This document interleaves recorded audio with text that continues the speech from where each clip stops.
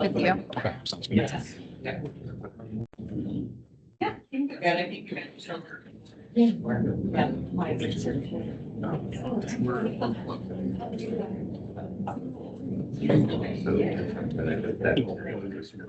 All right, we're going to go ahead and get started. Thank you all so much for being here. We've got a few more seats in the front. There's two over here and there's a few on the side. So please feel free to filter forward and grab a seat. My name is Jane McCurry. I'm the Executive Director of Clean Fuels Michigan, which is a nonprofit trade association for the clean mobility industries here in Michigan. And I'm really honored to be kicking off this event with so many of our great partners and focused on such an exciting and important space, the electric school bus industry. This event is intended to be educational for school districts to learn more about the value of electric school buses and to bring together all of the partners that have been working so closely for several years to deploy clean school buses in Michigan communities. We had a wonderful group of advocates that worked together on a lot of things. And for today, I want to give a shout out to Carolyn Vito with the Electrification Coalition, Ben Hoesktra and Alice Kwok with the WRI Electric School Bus Initiative. They're not able to be here, but put in a lot of work behind the scenes. Kendra Weed with My Air, My Health, and she runs the Electric School Bus Coalition. And Josh Williams and the entire Highland team for providing us lunch and coordinating so many great initiatives in the electric school bus space. Again, it's a real coalition effort. We've got a lot of wonderful groups in the room, and so school districts that are here, feel free to tap anyone on the shoulder. I know that they'd be really excited to talk to you about electric school buses. And so with that, I'm really honored to introduce the Lansing Superintendent, Ben Schuldener. I'm really grateful to the Lansing School District for allowing us to use this space. They're a leader in clean school buses, they're a leader in clean energy and CTP programs. And so it's a really wonderful opportunity to share space with them and hear about their experience leading in the clean school bus industry. Ben Schuldener is formerly a Dean Fellow and a distinguished lecturer at Hunter College at the City University of New York. He also served on the New York City Board of Education, which is the largest school system in America, and he was the longest serving president of ASDC, the largest education professional organization in the country. We're really honored to have him here and excited to hear what he has to say. So I'll hand it over to you, Superintendent. Thank you.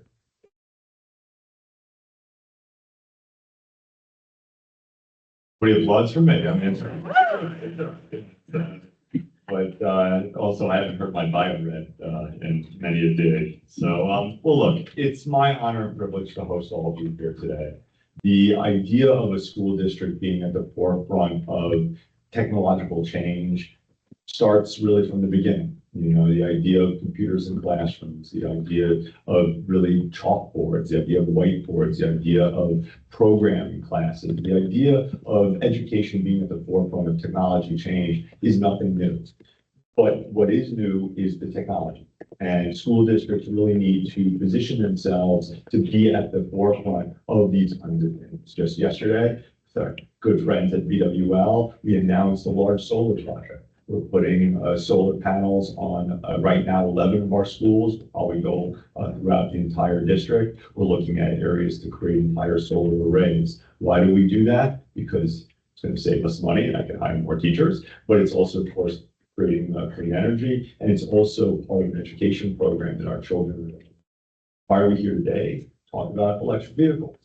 Why we become a huge proponent and why are we at the forefront of it? Three main things. One, somebody was giving us stuff for free. And if you know anything about running a public school district, free, not free. So you're always going to look for that, but you don't want to chase the money. You want to make sure that what they're offering you is meaningful for children, meaningful for families, and meaningful both for the community. And what better way for a school district to go into kind of the modern era?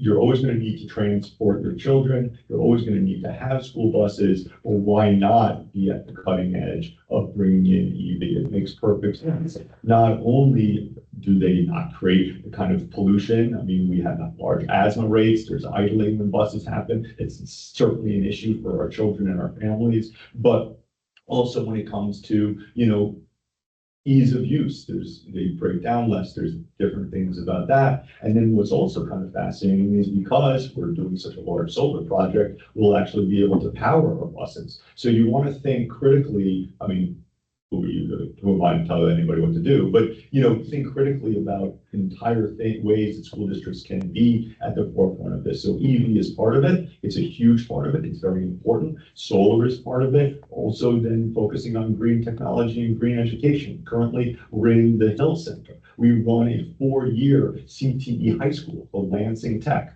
First of its kind in Michigan, where it's not just a 2-year CTE program where you go to your traditional classes and you go somewhere else to a CTE program. This is actually a 4-year high school where kids start in 9th grade, but they take their English class, their math class, their science class, their social studies class in this building that's then tied to the work that they're doing in their fields, and that's really powerful. And so CTE and EV and solar all kind of wrap around to the idea that they've been talked about on the radio this morning.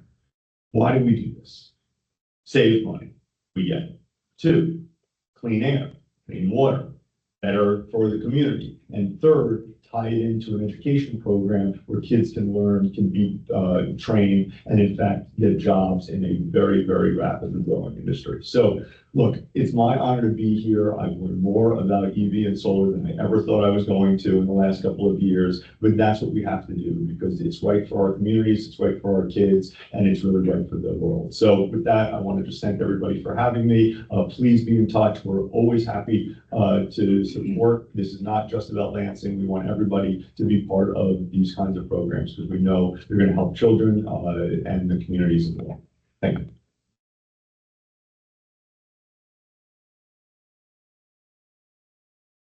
Thank you, Superintendent Schuldiner, for your leadership.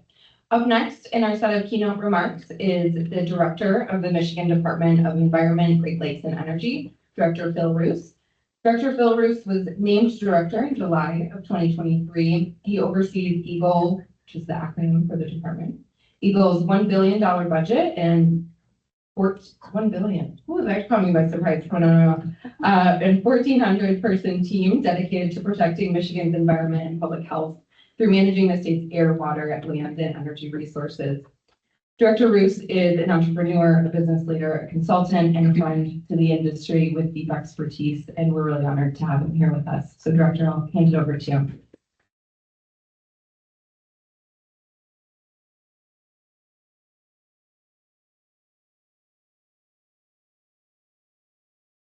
Hey, everybody. Good morning. Good morning. This up a little bit here. Great to be with you here today. Thank you, Jane, for the kind comments, and Superintendent, really appreciate your commitment to this, and the district's honored to have you here with all of your background. So as Jane said, I'm Phil Roos, Director of EGLE. That's Department of Great Lakes, or of Environment, Great Lakes, and Energy. It's kind of like, for those who aren't familiar with it, it's kind of like a combination of the state version of the EPA, plus a little bit of the Department of Energy, and then throw in the Great Lakes for good measure. So it's a broad portfolio, and I have the privilege every single day of serving with 1,500 scientists, engineers, and environmental specialists who have devoted their professional life to protecting our air, land, water, and climate. And it's just a big honor to be with them every day. Their dedication, their expertise really fuel the efforts that we've made, the progress we've been making on so many areas that the Clean School Bus program touches today. They're really at the heart of the lives of people where they live, work, and play, the air they breathe, the water they swim in or drink, and importantly, the climate that we're all trying to protect. The school bus program, electric school bus program, has special meaning to me, and I've been in this role about 16 months, and I've been to maybe 4 of these events. And the first one, I think it was about a month after I started, I got to be on the first electric school bus to go from Helston, Michigan, where they've got a robust program of school buses there, into the UP. I believe it's the first electric school bus in the UP, or I'm going to stand by that claim because it was really fun to be calling it. They felt special. And it's special to be here today. I want to set the stage a little bit and just talk about the state's efforts on climate and a variety of other things and how they play into this program. We all know we're in a state defined by water and where clean air is really important. Every Michigander deserves to have both of those and also a climate that's sustainable. Under Governor Whitmer's leadership, Michigan has really positioned itself as a national leader in addressing climate. And that started right at the beginning of her term. She joined the U.S. Climate Alliance and began to set economy-wide goals for decarbonization that culminated in the My Healthy Climate Plan, which is our state's roadmap to decarbonization by 2050, and I hope a little bit sooner than that. The vision that was laid out by the governor early in her administration then really came to full fruition last fall, where we had a package of 5 big pieces of legislation that put that My Healthy Climate Plan into action. 100%, a commitment to 100% clean energy standard by 2040. There's an energy efficiency bill to try to drive saving energy, but also saving costs for all Michiganders. There was a bill that was focused on making it easier to deploy renewable energy across our state. There was also one that was focused on integrating environmental justice and worker protections into our climate activities and to the plans that our utilities put forth for generating electricity for our state. And then created an Office of Worker and Community Economic Transition so that we make sure that as we make this transition to clean energy, nobody's left behind. We bring us all along with it. So that kind of set the stage. And then at the same time, at the federal level, we had the passage of the Bipartisan Infrastructure Law and the Inflation Reduction Acts, which were truly game changers from the Biden-Harris administration. And we are still benefiting from those and well into the future here. Because we had the Clean Energy Law, I think it positioned Michigan to be able to punch above our weight in terms of being able to draw down money from federal opportunities such as this program to be able to participate in a bigger way. With the Inflation Reduction Act alone, Michigan is #1 in the country in terms of getting grants from the federal government, EPA, Department of Energy, and others to be able to put into clean energy projects across the state. $26 billion in the first year of the IRA were invested in Michigan, creating 21,000 jobs in 62 different projects. Really impressive. And then in the last 6 months, in our agency specifically, $500 million in grants came from the EPA and Department of Energy, and we're so grateful for those. Those are for community solar and home energy rebates, and also incentives for renewable siting, even on brownfield sites. So we're making productive use of land where there may be contamination or other issues right now. And that's been part of a broader effort to try to bring these big economy-wide climate goals, bring them to everybody in the state, every community, every person in the state. We're starting with the people that need them the most. So that's the backdrop. And then why I'm so excited about the electric school bus program, is we look at what it takes to decarbonize the economy in Michigan. 1/3 of our carbon emissions are from the transportation sector. And the lion's share of that is from gasoline and diesel passenger vehicles, and also medium and heavy duty fleets, including school buses. So it's really critical to getting to the overall climate goals and to so much more, as we'll talk about health benefits and other. Across Michigan, we have 17,000 school buses covering 800,000 miles of driving across our state within the course of school year. And until last year, here's where we were. We had 92% of them were diesel, 5% were propane, 3% were gasoline, and 0.001% were electric. That's 17 school buses if you're doing the math in your head. That's where we were a year ago. And beyond all the negative climate impacts, the focus on diesel in particular in school buses exposes our children to harmful emissions that are linked to asthma, respiratory diseases, and even cognitive impacts. But if you look at electric school buses in contrast, they can reduce the emissions by as much as the toxic air pollutants by up to 95% and reduce greenhouse gas emissions by 50% when connected to our now changing grid, which is becoming more and more clean energy focused. And there's even some evidence, some of you may have read a recent report that suggested that a study being done about health impacts and also impact on performance in the schools that suggested that electric school buses can actually improve students' attendance rates and their math and literacy test scores. That's amazing. And so I think what we say, we start maybe with climate and emissions. There's so many other benefits to these programs, and the need is really real. We've got a long ways to go, right? We're at, I don't know what the number is right now, but we've got many thousands more to convert, but we've made big progress thanks to our partners in EPA and the Inflation Reduction Act, bipartisan infrastructure law.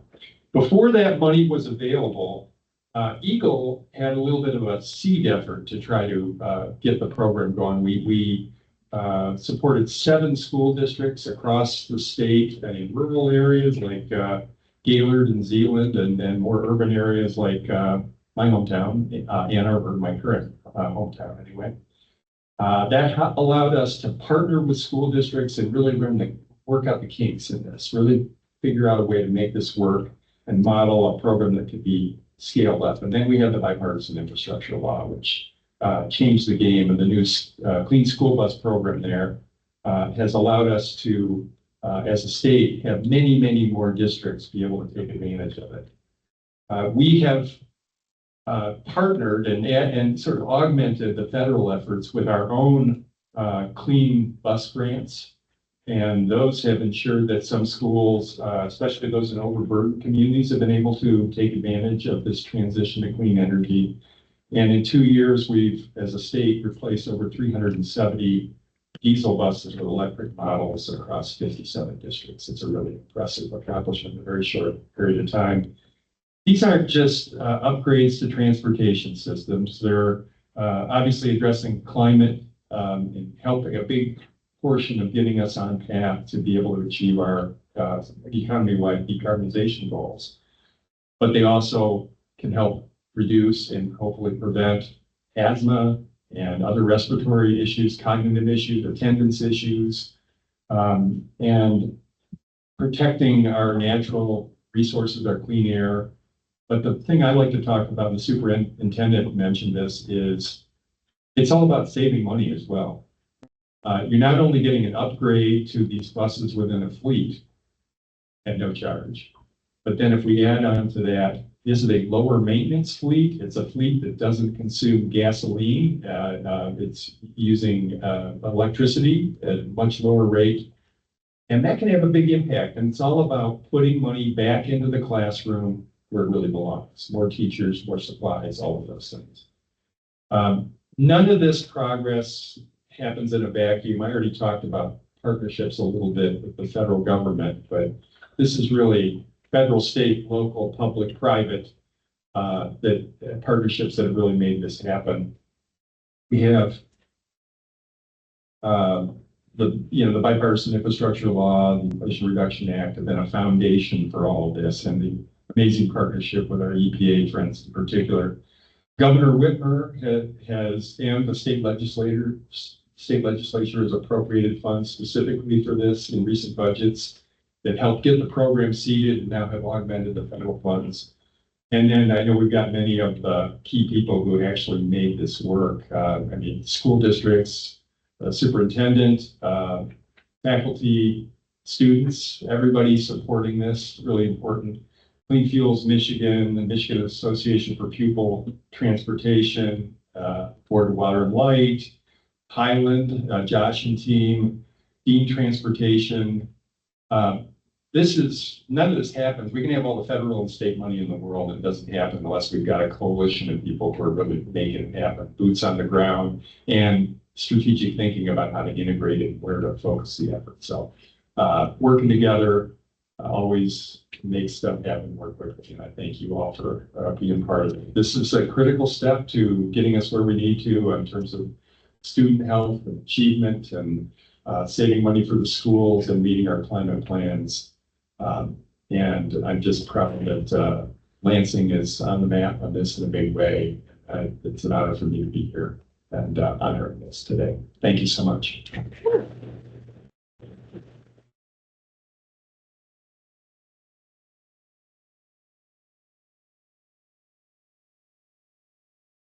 Thank you so much, Director Roos. That concludes our keynote remarks for the morning. We have a really wonderful agenda planned for the day.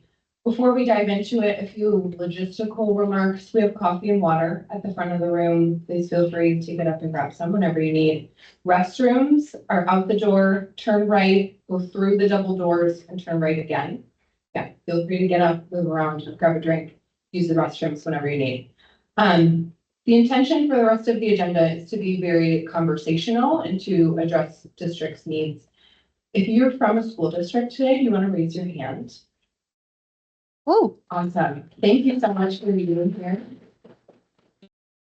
We invite you to drive the conversation. We've got a lot of experts in the room and we want to make sure that we're addressing your specific questions, concerns, and situations so that we can increase the number of electric school buses on the road in Michigan. So please feel free, interrupt, raise your hand, ask questions. And with that, I am going to hand it over to Kendra to introduce the first session of the day.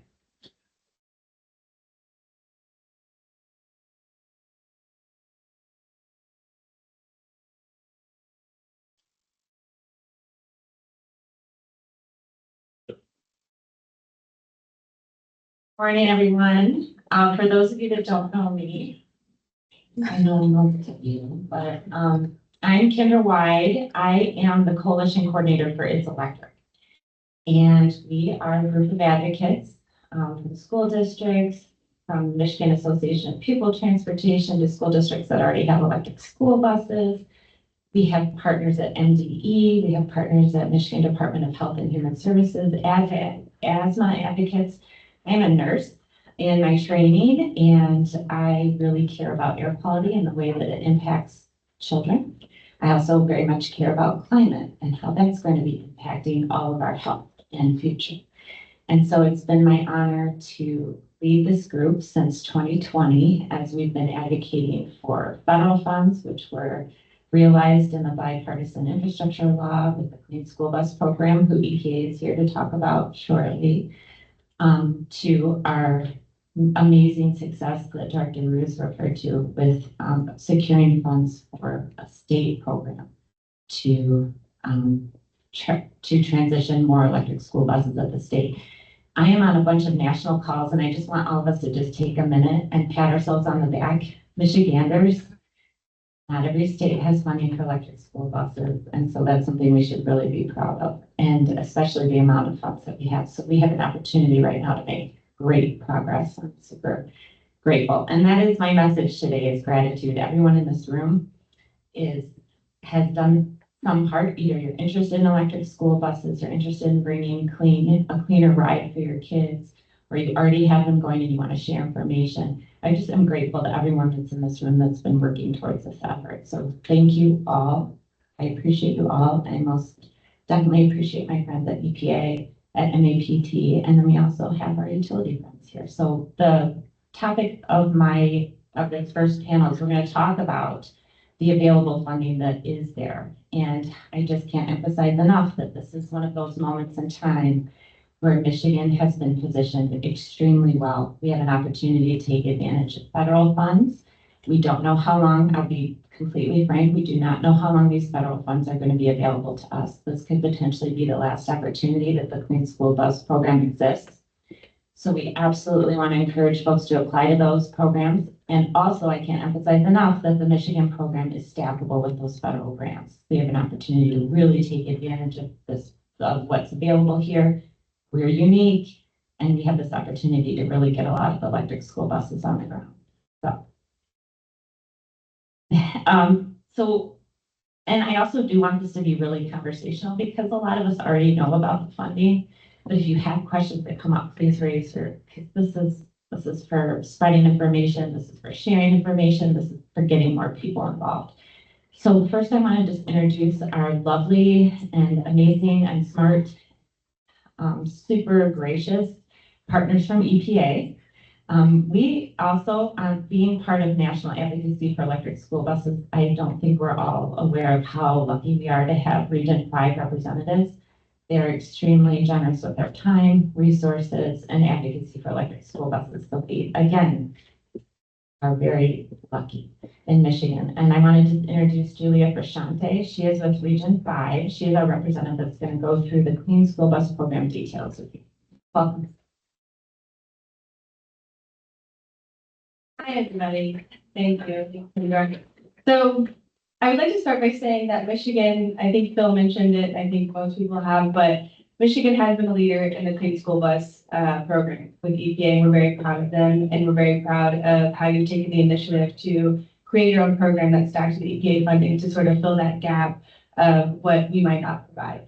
So I want to say thank you, and we're proud of you, and I'm very happy to be here and excited to talk about the Clean School Bus program. I do want to preface and say that these slides are going to have a lot of words on them, but I'm not going to go through every single slide and every single word on the page. This is a resource for you all, and it's a resource to use to apply to our program. And if you have any questions or anything like that, please feel free to ask. But I do have a lot of words, so I don't want you to be alarmed by that. It's something that you can use after my presentation to go through and apply and sort of walk you through the process. So first off, EPA Clean School Bus Program. I'm going to give you an agenda here. I'm going to try not to take up too much of your time, but I'm going to overview the Clean School Bus Program, the current 2024 rebate program that's open right now, how to apply, and your next steps, as well as current and upcoming webinars and events that you might be able to attend to learn more. So like Phil mentioned, this program is funded under the Bipartisan Infrastructure Law. They provided $5 billion from fiscal year 2022 through 2026. We are on the fourth portion of funding from that $5 billion right now, and it's currently open. I'll talk a little bit about that in a second, but we've offered rebates and grants through this program. And we are currently offering another round of rebates. And I think a lot of people will vouch that the rebates are a little bit more doable than the grants and a little bit quicker. So I've been involved in both sides of it. So if you have questions, I have grants, and I have a grant with Lansing who's here right now. I see some people in the room. So they can vouch for how that process is going, as well as people with rebates in the room like Lansing as well, and Pontiac and so forth. So why clean school buses? There's lots of reasons why we chose to do clean school buses. They are reducing greenhouse gas emissions. They produce cleaner air. There's cost savings, like people have mentioned. I don't want to reiterate everything again, but there's also vehicle to grid capacity for these buses to use the batteries on the buses while they're not used for transporting students. You can use them to power, to go back into your electrical grid and, use them as a generator if necessary. And lastly, it's improved student attendance and achievement. We see that asthma triggers cause kids to not go to school, and diesel emissions are the cause of that asthma trigger. So we want kids to be in school, and this is a good way to keep kids healthy and keep them in class. I don't really want to go through this whole slide with you, but essentially rebates are quick and simple. Grants are more detailed, but they offer a larger amount of buses. But for the purpose of this presentation, rebates is what we're going to talk about. The selectees, go ahead. Oh. Thank you. I clicked the button. It was online. Okay. Hopefully it doesn't change while I'm still talking. But yeah, rebates are chosen through a random lottery process, but also through prioritized school districts. So I'll go into a little bit about that now. So for this specific rebate round, there's $965 million available. Eligible activities include the replacement of existing internal combustion engine school buses with electric, propane, or compressed natural gas school buses.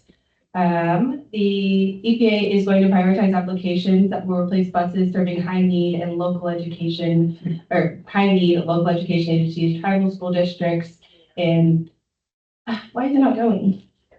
My apologies. I'll get there. I'll figure it out. Because it's showing needs it. Sorry, it was different a second ago. My bad. Anyways, so lastly, the changes from the 2023, the previous rebate round, are that now the maximum buses that you can get is 50. So, the maximum has increased from 25 to 50 buses.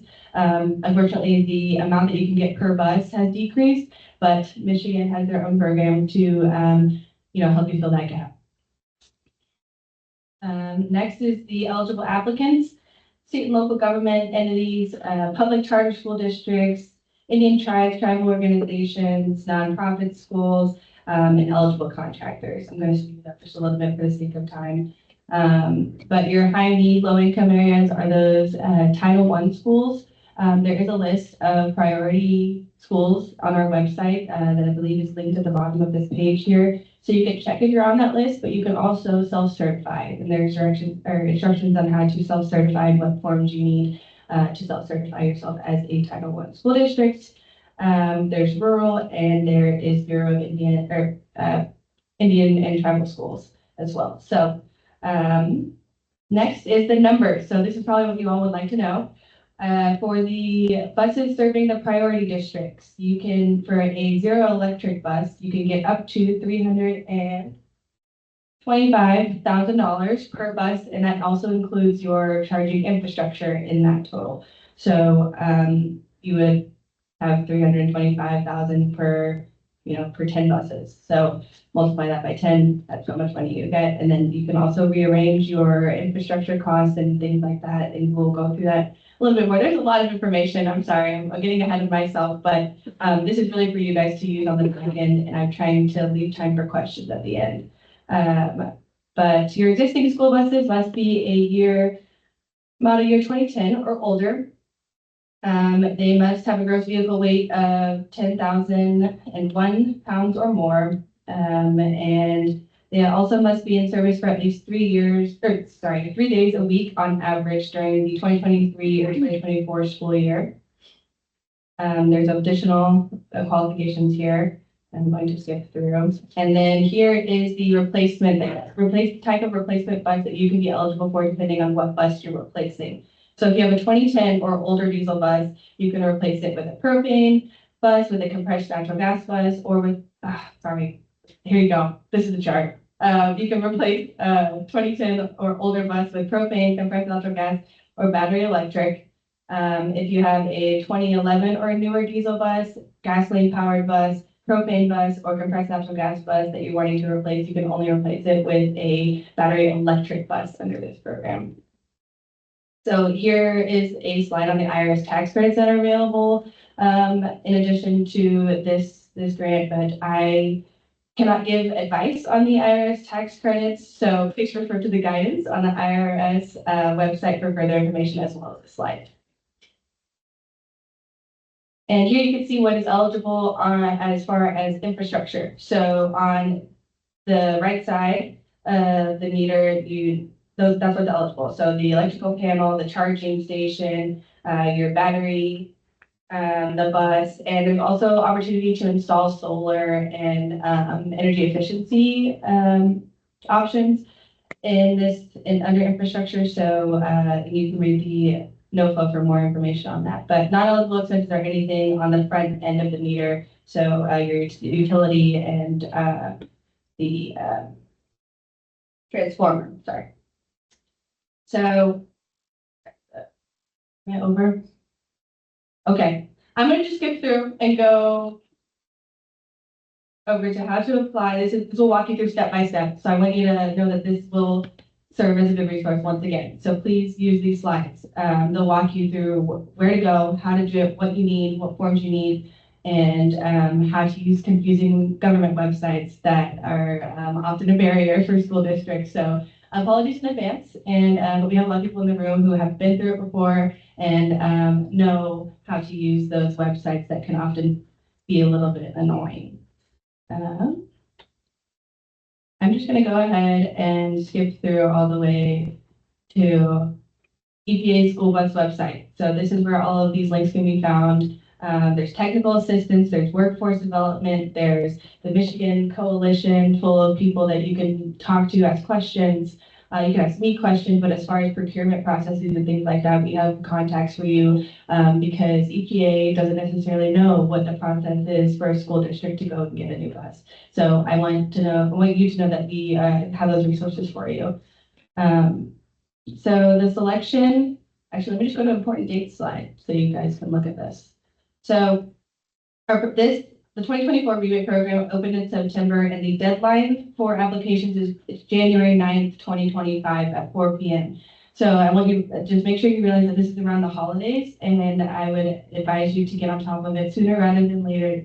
Next slide, sorry. Thank you, Alexis. I would advise you to get on top of it sooner rather than later because we want you in this program. We want you to, get involved while you can. Spring 2025 is when we anticipate to announce the rebate selectees. And then June through November 2025 is when you will submit your payment request form with purchase orders. So your estimates of how much everything is going to cost. And so we can validate those and move them forward and get you going. And then May 2027 is when we hope to have the anticipated project period deadline. So when everything is up and running. Okay, upcoming webinar. We just had one, November 18th. That is recorded and up on our website. This is the frequently asked questions. There's also any other webinars we've had are up on that website and they are recorded for you to see. January 30th is a 2024 CFP rebate feedback and next steps. So if you go through this process and you find it to be incredibly tedious and annoying, please bring that up in this meeting and let us know your feedback and how we can do better. And one specific shout out, because I'm from Region 5, we are doing a regional webinar for outreach. So this is to improve your outreach for this program and specifically third parties in the room or manufacturers or any of the sort who has contacts to multiple school districts. We'd love to have you on this call and talk about how we do outreach and how you can better improve your efforts to get more school buses on the ground.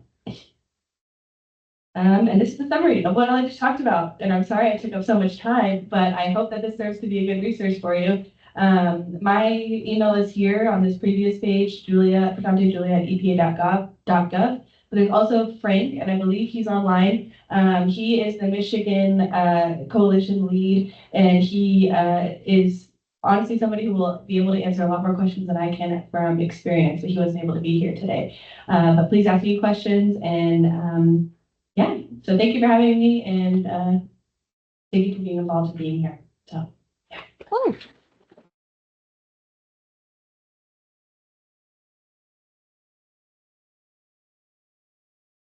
Julia, we have tons of resources here for EPA about the Clean School Bus Program. So if you have any questions, just please pull either of any of us aside, but Alexis also with EPA can answer any questions. And I didn't realize Frank was online. Yeah. So Frank has been integral to, he's been since the beginning of our work, he's been involved. So hi, Frank. I'd love to give you the honor of introducing Katrina. They have a very fun relationship. So I do want to just take a second to introduce our next speaker who's going to talk about the Clean Bus Energy Grant.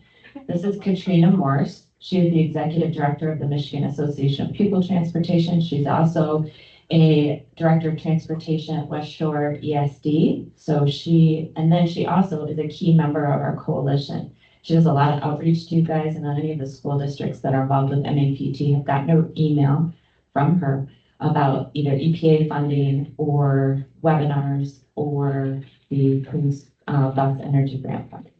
So without Katrina, we would be lost, and we are always very appreciative of her help, and she's been really leading electrification of school bus transportation in the state. So I want to introduce Katrina Morse, and we're going to go over the Clean Bus Energy Grant Program.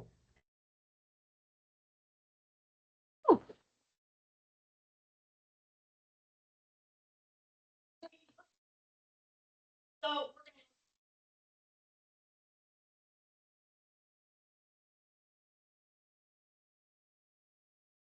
Yeah, that's fine. I'm gonna zip through a bunch of maps really quick, so you can just watch them really quickly and see where all these buses are. We're not gonna waste your time with this stuff, but if you want something later. These are the different rounds of funding. Yeah.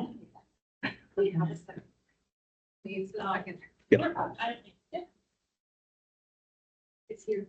Okay, thank you.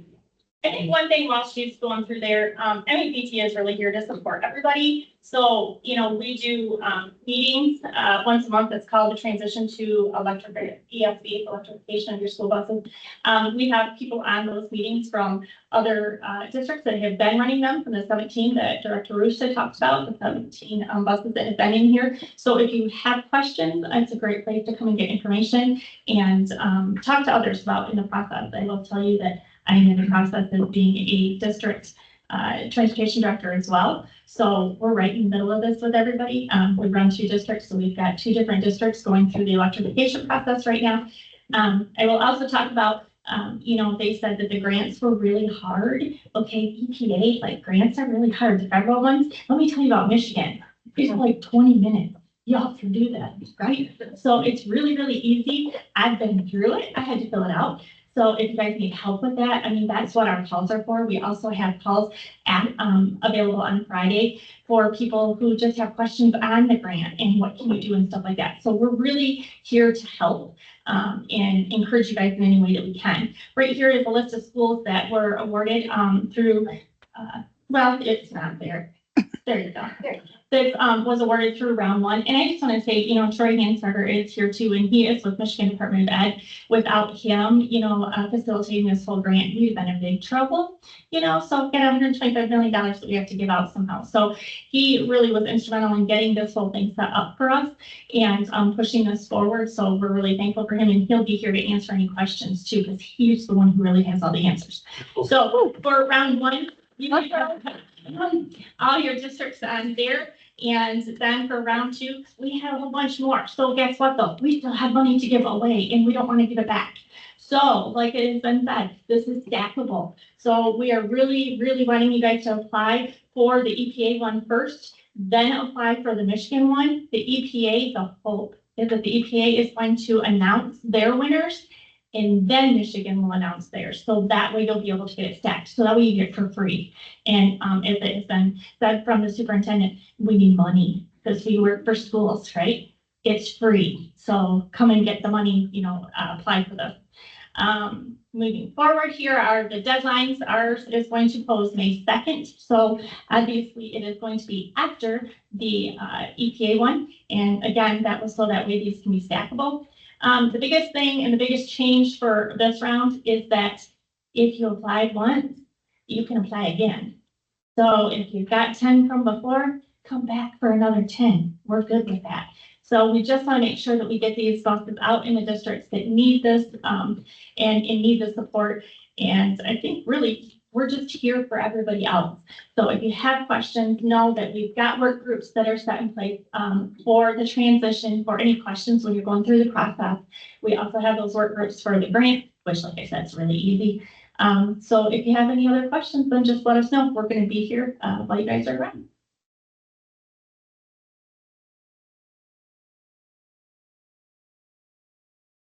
Yeah, we don't really have to go through all of the details of the grant unless people, it might be a good opportunity to let people have an opportunity for questions about the Clean Bus Energy Grant. I just want to highlight that we made prioritization a big focus because there were some gaps that we saw in the EPA program that we wanted to fill. We wanted air quality to be a consideration for the districts that could get electric buses. That was important to us. We also took into account the My EJ screen, which hopefully folks are aware of. That's sort of a way to assess the community's exposure to environmental risk factors that impact health. And so we really wanted to get these cleaner, healthier buses into the communities that need them most. That was a big focus of our work. And I think we've done a pretty good job at doing that. I'm happy to report. So our let's just ask, are there questions about the Clean Bus Energy Grant that I can answer now? Or Katrina or Troy? Okay. Yeah, I'm scheduled then. So yeah, the whole intent of this, this session was for us to tell you about what's available and then to also really emphasize what makes a successful deployment. And I think we can all emphasize that that means early communication with your utility. And so we wanted to, and that means before you even apply, that you're having a conversation with your utility provider. And I think EPA has been really good at emphasizing that in the application process for school districts. We've really tried to emphasize that. But we also have folks from the Lansing Board of Water and Light here today, Anna Muni, who's going to talk to you about the way things have gone with engagement with Lansing public school districts, so you get an idea of what the steps are, and also what programs the utility has available. I have to say, again, being on these national calls, not every state, not every school district has great relationship or great partnership with their utility, and I cannot speak well enough about consumers, DTE, and now Lansing Board of Water and Light. They have been very helpful in these deployments. Okay, so welcome, Anna.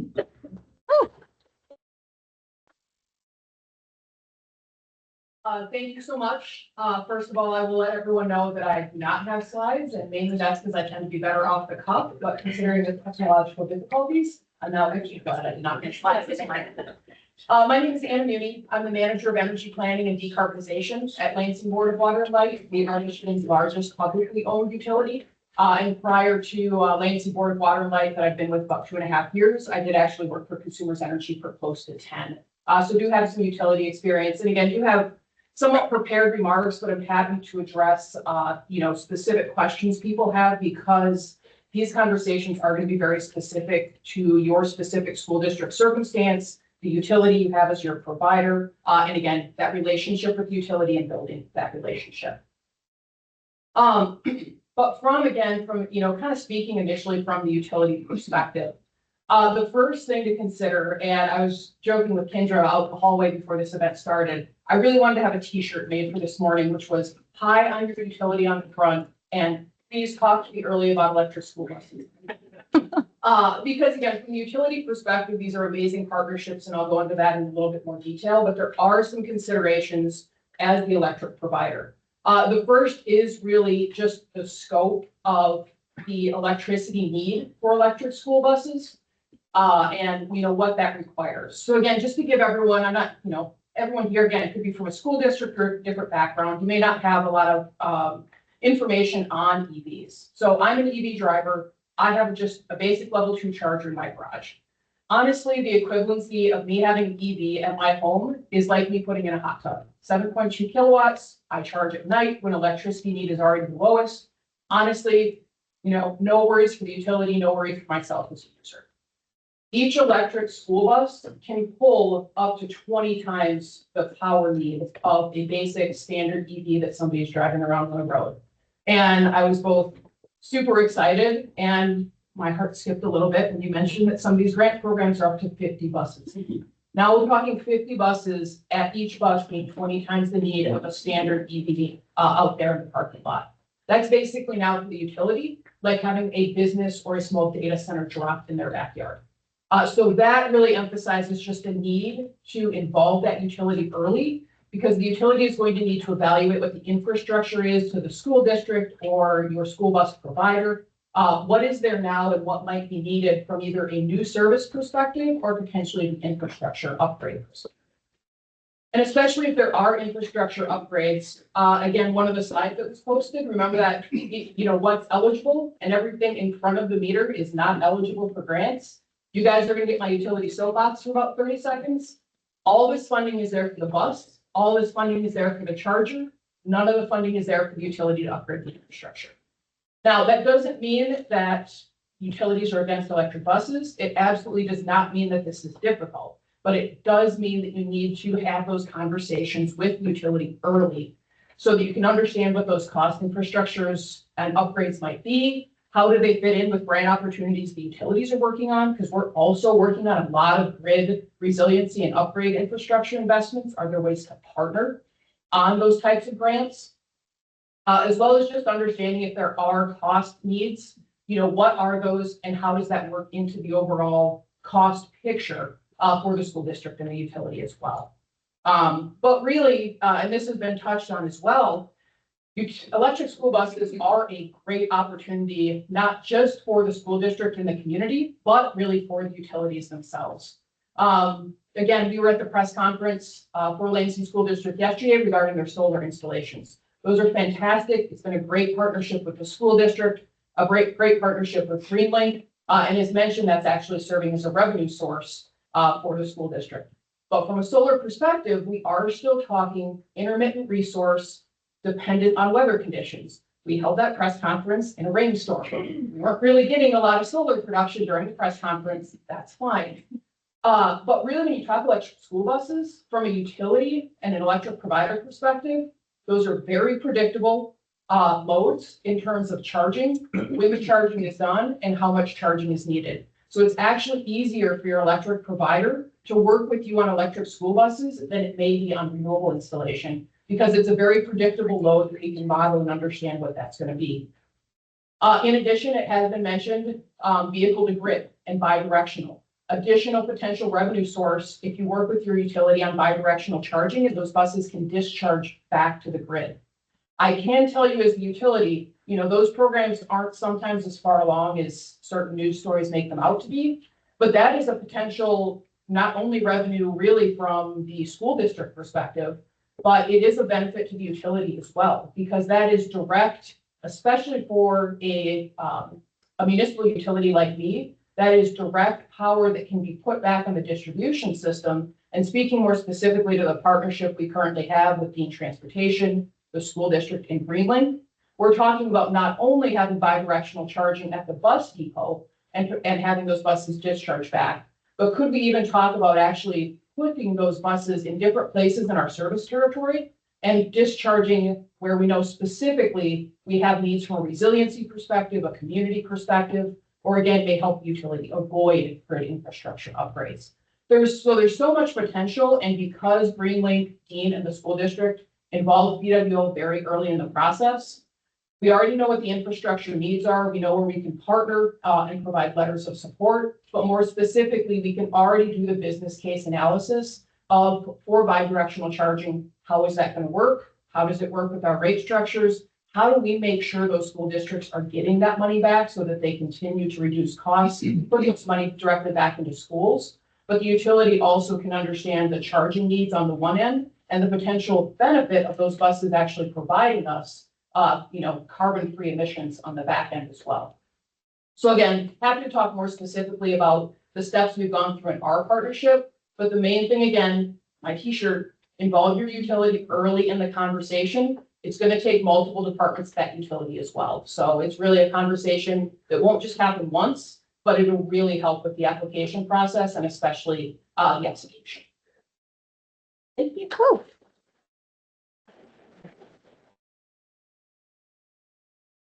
Thank you. That was super helpful. And I do just want to highlight, sorry, I should have put her speaker bio talking. There you go. Nope, not yet. No, exactly. Yeah. Okay. It's there. That is off. I just wanted to just make a quick note about that community resiliency piece. We are seeing that across the nation where we see the potential for these buses to actually be like a source for internet access for folks during power outages, or a heating or cooling station when power is out in the winter, or when you're having extreme heat events in the summer. Speaking as a nurse, I see the fallout of people not having long power outages and not having access to critical medical equipment or medical supplies that require refrigeration. So we know how these things can impact health, so then being in the hospital. So the community resiliency piece is super exciting for me, and you can partner. We have seen some partnerships across school districts and townships to be a support for communities. So just another thing to think about, another advantage. We are at the Q&A portion of this session. Does anyone have any questions for any of our speakers? Yeah, Karen.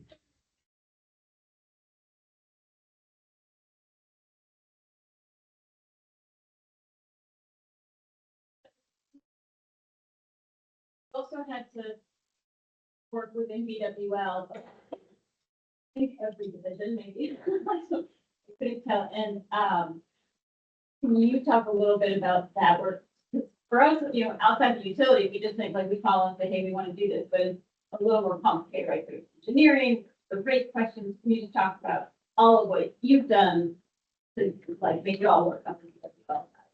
Yeah, I appreciate that, Karen. I think it's a fantastic, question. And can everyone hear me? I'm relatively loud, so I think it'll work.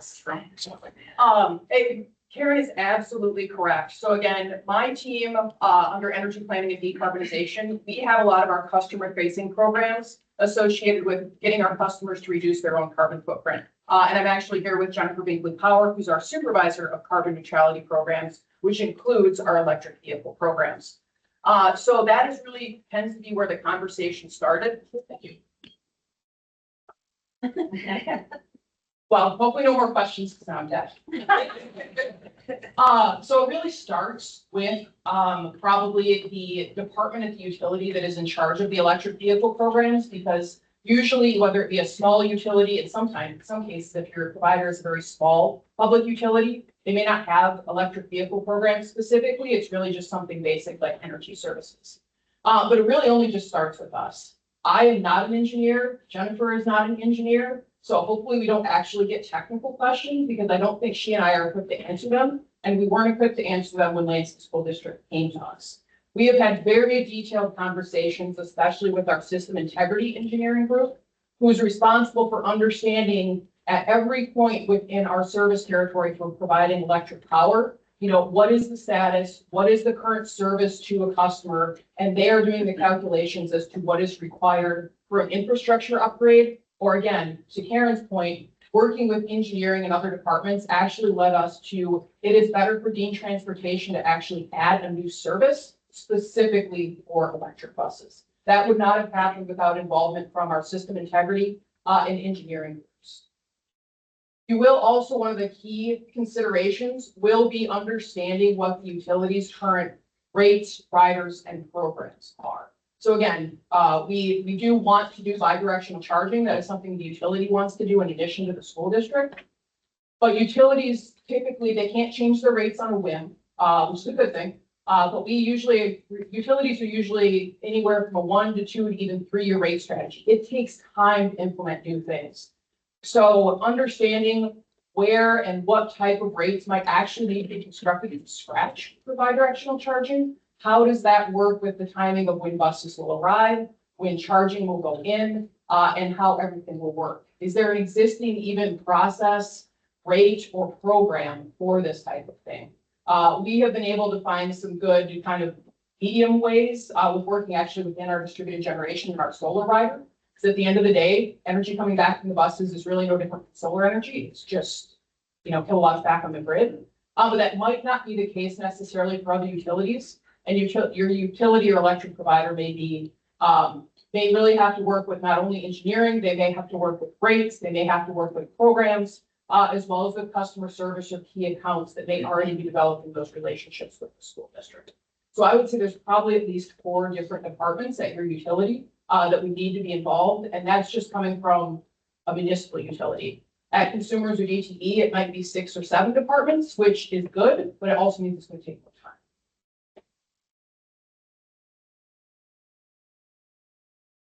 One more comment. Deanna said something really important, you know, the money isn't there for infrastructure, but for the Michigan grant, there is money that can be put forward for that. So make sure that, you know, you're talking to see what, you know, rebates and grants that your electrical company has, but also what MDE grant can give you as well.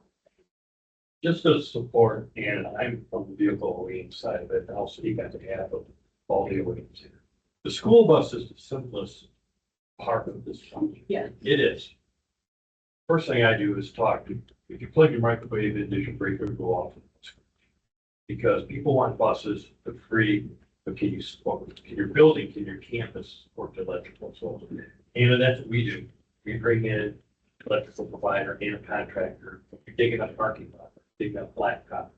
That's all a hidden expense that you want to bring out forefront before anybody makes decisions.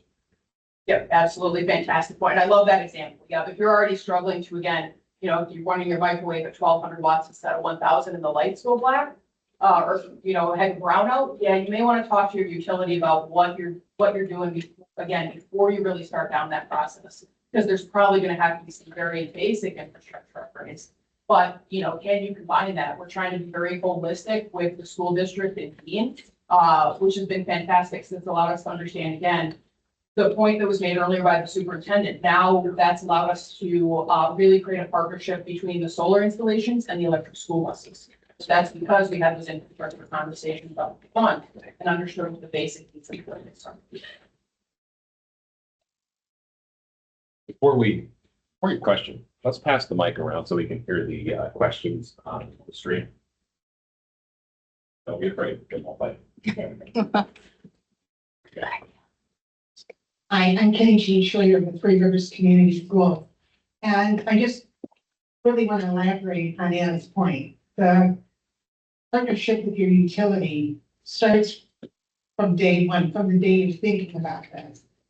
When we started our project back in 2016, we met with our utility, our customer service rep, our engineers, our site guys. We even had on-site or virtually every 2 weeks. Probably until a couple months after our buses were delivered. And then we kind of kick it back to a month. But that is one of the most important partnerships that you will have because they're going to be there to support you. So get to know who those people are that you need to be involved in and start with your customer service rep. They will guide you to who else needs to be brought in to the group. Thanks, Kenny Jean. Okay, I think we're going to move on to our next session, and I have the honor of introducing. Next session is about procurement, and I have the honor of introducing Josh Williams, who is with Highland Fleets. He has been integral in our Electric Coalition as well as being an advocate. And has been, again, very generous with their time and helping to help school districts apply for funding without any commitment to Highland Fleets. So that's been very gracious of their organization and time. So Josh, you have been integral to success in Michigan. I'd like to welcome you.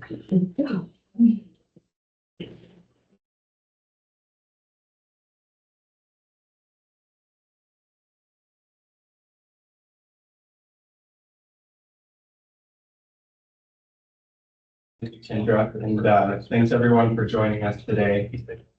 We're now moving on to more of the kind of best practice sharing sessions of the day. So we're going to hear from practitioners, transportation experts, school administrators.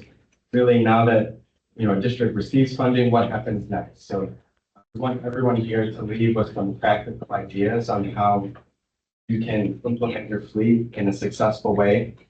Let's be honest, getting the money is actually the easiest part. And as Greg said, getting the bus is maybe the second easiest part, but making sure students get to and from school on time and safely every day, that's the job that really matters. So what we're going to do for these next 2 sessions is really talk about practical lessons learned and how we can support each other in this journey.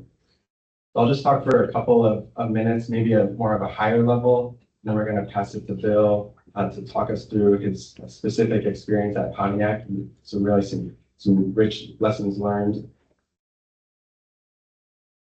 And just briefly at Highland, we are a fleet electrification service provider. So we have the opportunity to partner with school districts or their third-party bus operator and really just be the electrification expert and trying to bring expertise to them so they can focus on what they do best, getting students to and from school.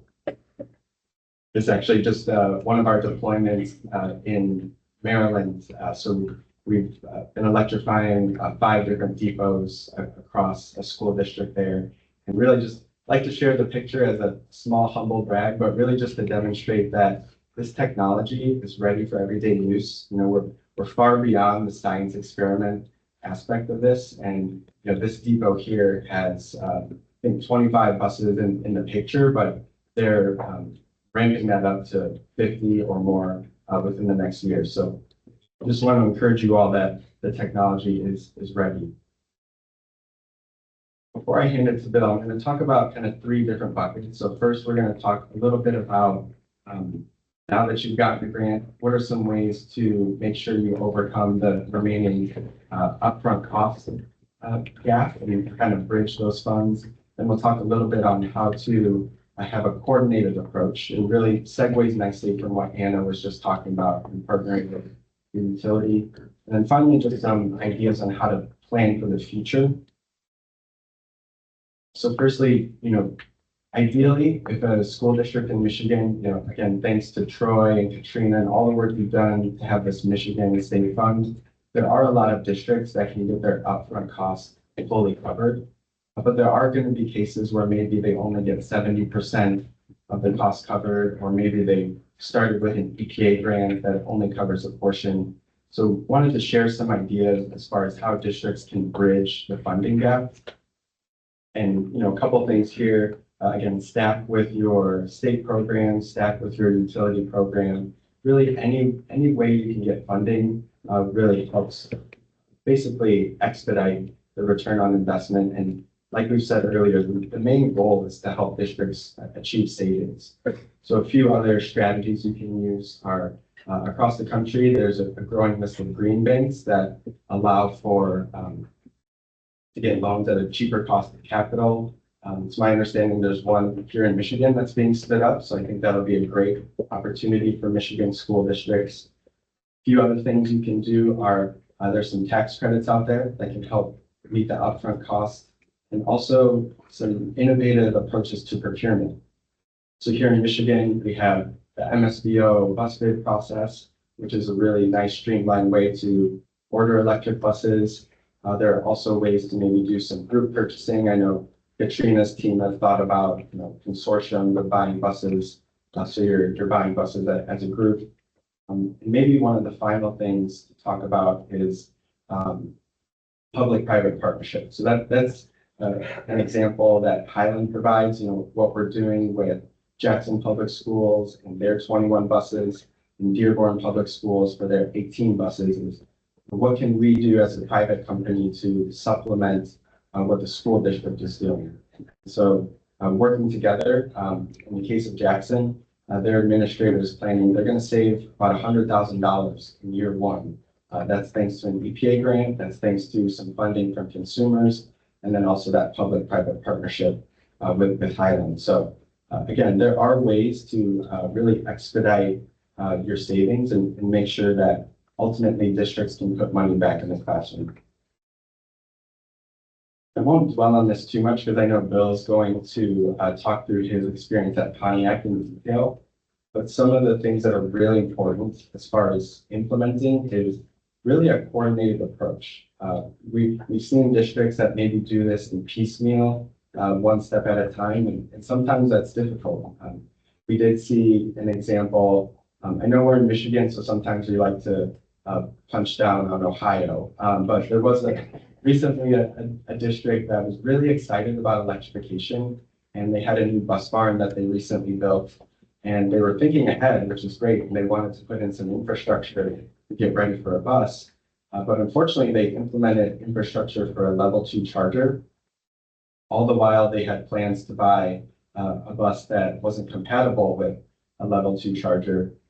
Great bus and would have run perfectly fine, but unfortunately, they just didn't understand that the infrastructure that they implemented wasn't ready for the bus that they had been planning to buy for quite a long time. So it's really kind of thinking ahead, like what are you going to need to set yourself up for success?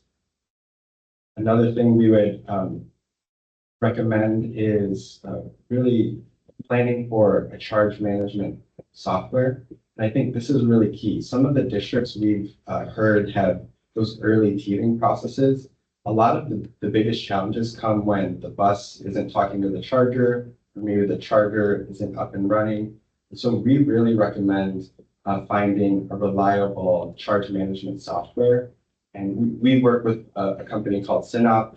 There's a few others that are out there. A newer one is called GridLink. But these are available to districts to procure and use on their own. You don't have to work with Highland. But it is really important to have some sort of software like this, because at the end of the day, this is what can make or break your bus being ready in the morning. And so just as an example, SynOut, the software we use, it's really great in that it can monitor the battery state of charge. It can monitor the charger state of health, and it can also take signals from the local utility. And so that trifecta of data points really is what helps the school district make sure their bus is ready every morning and prepared for its morning route. We could even monitor that from across the country. So there's times where, we'll see on our dashboard, maybe a charger at Jackson has an error light, and our team from across the country could see that, and we give the district a quick call, and it's a quick troubleshooting, and then that charger gets back up and running for the next morning, making sure the bus is ready. So really would recommend that districts don't overlook the importance of having a charge management software. Before I hand it to Bill, probably the other thing that I would recommend is just planning for the future. I know Anna did a great job kind of talking about the exciting things of vehicle to grid. And it should add the caveat that here in Michigan, we don't necessarily have the market frameworks yet, but it's really great that Lansing Board of Water and Light, Consumers Energy, and KTE, they're willing to test this out. So again, we are past the science experiment phase. So there are parts of the country where there are programs that school districts can participate in. And so we've done this in places like Massachusetts where they have a program, and the school districts have made $10,000 to $12,000 per summer. Because normally a diesel bus is sitting on the lot idle, maybe collecting dust over the summer. But this electric bus is an asset for the community. So really, the reason I bring it up now, as far as your planning and implementation, the chargers that you use for this, so what's called the bi-directional charger, really great Michigan connection. There's a company called BorgWarner. I see Elizabeth in the back there, represents BorgWarner, one of the leading bi-directional charging station manufacturers. I reference it now because those chargers are a little bit more expensive than maybe a level 2 charger. So you do want to take that into consideration as you're implementing your project. Even though the upfront costs are a little higher, in a few years' time, I think there's going to be a great return on that investment. So just a couple of tips from what we've seen supporting Dearborn and Jackson and districts across the country. I think without further ado, I want to hand it to Bill to talk through your experience at Pontiac. I know it's been a really exciting project, and look forward to hearing from you.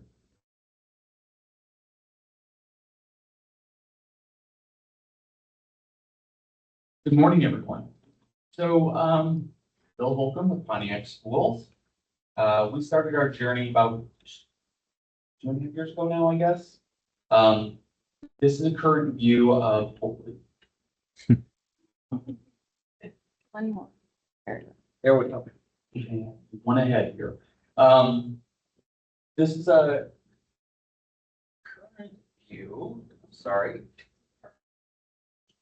It's hard, isn't it? There we go. Pull that up. The current infrastructure of Pontiac, we got our feet wet with level 2 chargers. Prior to the EPA funding coming out, we installed 8 level 2 chargers across our district for personal vehicles. So these are available to the public and our staff. Just kind of get an idea of what the requirements were for the community and the appetite that they may have to go further into that electrical journey. So we have 2 cargo vans that we use with lift gates in them, and then we have 2 10-passenger electric vans.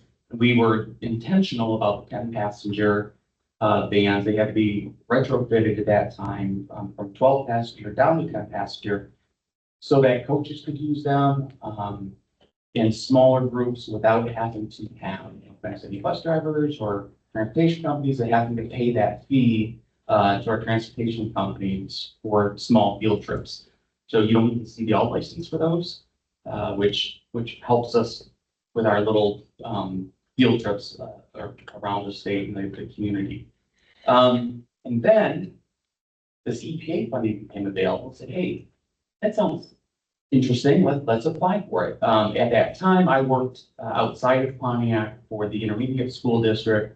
And I was tapped to apply for the grant, and lo and behold, we got it. And then my life turned upside down. We were awarded 25 buses at the time, a little over $9 million for the buses and infrastructure, without giving it a whole lot of forethought. We said, hey, we'll apply for it, see what happens. Well, then you know what happens. Immediately started working with our utility company, which is DTE in that area. And we wanted to be very intentional about the buses, about the infrastructure and how that was going to be used in the community. The school board in Pontiac is very, I think, thoughtful about the community. So we looked at these as a community asset, not just transporting students. You know, how else can we use these buses? So the thought was, or the vision was, once we get the buses, what else can we use them for? We know we can transport them. It's great, clean energy, better for the students. What else can we do with these buses? Basically, we're thinking they're, a generator on wheels. So we started looking at, thanks to the Electrification Coalition, script the name. They have a great template on their site for an MOU. So we started looking at our municipalities, and the suggestions were that we use these buses during catastrophic events. We rolled them into neighborhoods. When we ordered our buses, we made sure every seat had USB charger in it, so that we can take it into a neighborhood. People can come in, plug in their phones, charge those. Small medical devices, they can charge those. They all have Kajit Wi-Fi within them, so they can access the internet. Just to try to alleviate some of that issues that people, the anxiety that they have when they don't have any power. So we went down that path. Around two came out. So the first one was the rebate, which is great. It was very easy. You wait, you get your check in for electric deposit, and hey, you got a bunch of money. So that round two was a little bit more difficult. As the grant phase, gathering information, working with our transportation provider, which ours happens to be First Student. No offense to Dean or anybody else, that's just, they would have everything there. So working with them to determine, all of the information you have to provide for the grants.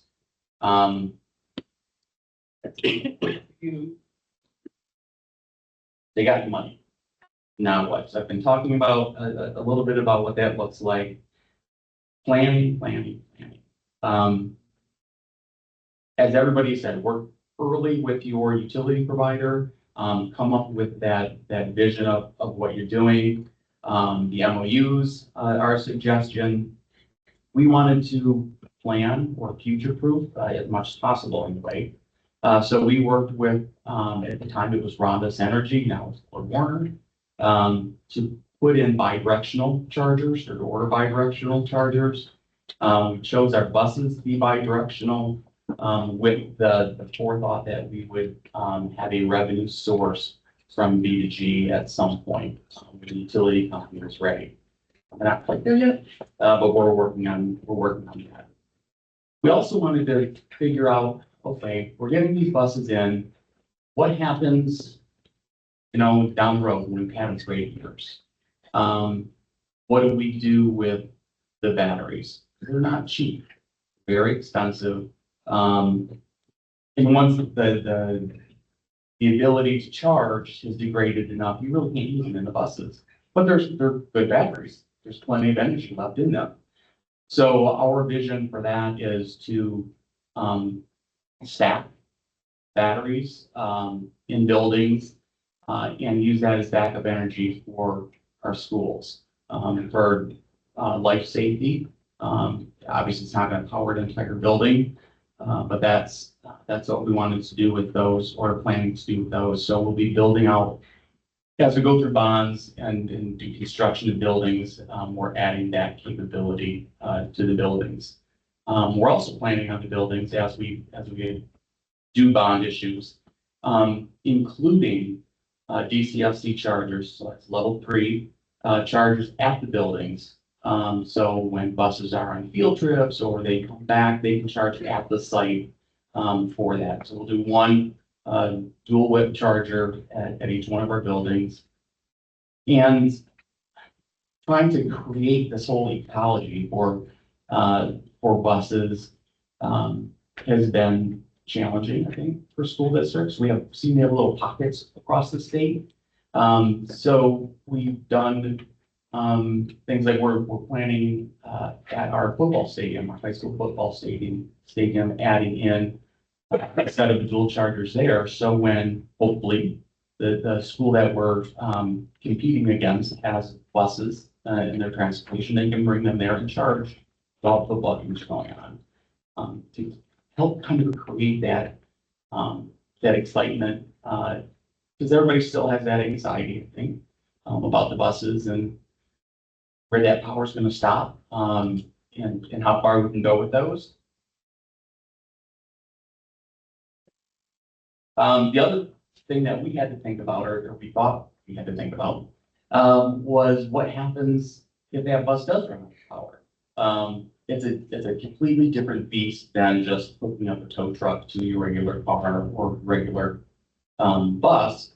You have to make sure that the providers or the tow companies have the knowledge on how to tow a bus, how to disconnect that power source so it's not, the regenerative braking is great, but it's going to be creating that power as you're towing that bus if you don't correctly disconnect that. So making sure that everybody has that knowledge, making sure that our first responders have the knowledge on how to address electric vehicles.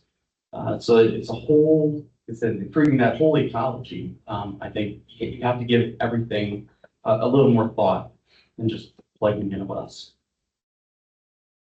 So I'll skip through these slides. They're just steps. Take a look at them. It's our recommendation on what we did and how you plan that out.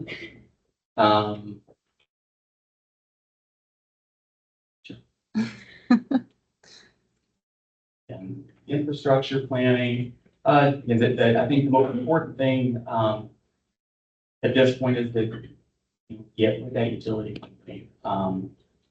Plan on purchasing the long lead items well in advance. I don't know if it's still the case, but when we started the process, electric transformers and cabinetry were, up to 40 weeks in some cases. And things happen. Your utility companies, it seems every storm we have gets bigger and badder and longer in duration.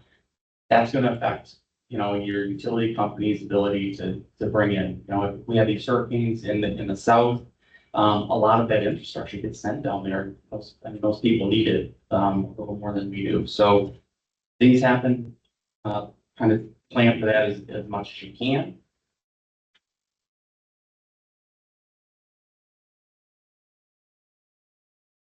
So the rest of it is really just the planning. Make sure you have that. Make sure you think about the other things that you can do with the equipment that's there. It is, in my view anyway, a community asset. The monies for those are coming from our tax dollars. Let's be fiscally responsible with that. Think about, the buses are there charging. A bus comes in, 30% charge left in it. Maybe take 3 hours on a DCFC charger, $60K to charge that. It's sitting there for another, 18, 20 hours. As a community asset, we want to be able to reach out to our municipalities and say, hey, Waterford Regional Fire Department, who's our local fire responder. If you have an EV fire truck, some of the water pump trucks are now coming in EV. Is there an opportunity for you to charge at our site? We spent all of this community money, taxpayer money, in building out these charging sites and capabilities. How can we co-opt that to get the biggest bang for the buck for everyone? Not just the school district, but the entire community. Challenging working, doing intergovernmental agreements, never seems to be easy. Everybody has the best intent, but darn politics get in the way sometimes. So you really have to think about that and persevere, and be passionate about your program. At the end of the day, it is in the best interest of the kids in the community. So thank you.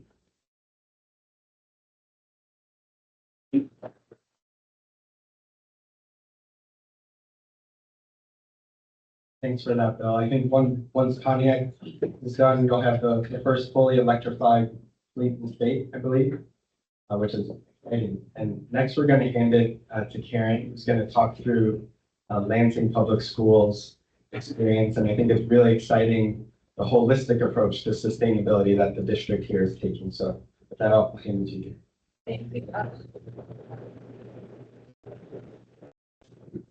Hi, everyone. I'm Karen Goldmark. I'm with a company called GreenLink Education, which you may have heard a couple of people talking about.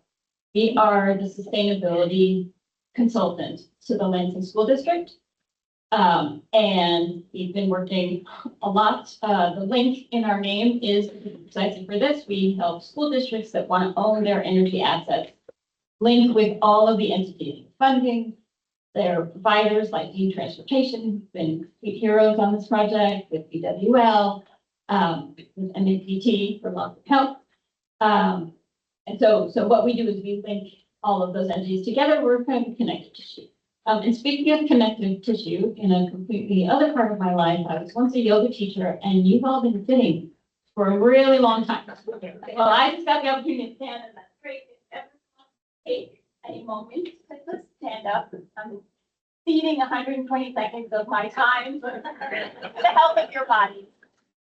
And if you actually want,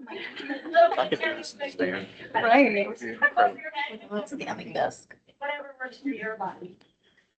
If it doesn't work for your body. That was me. And when I'm on the plane, I always do that flexing, and I'm also showing off the cowboy boots I bought in Texas this summer, but and great. When you're ready, you can sit back down. Thanks.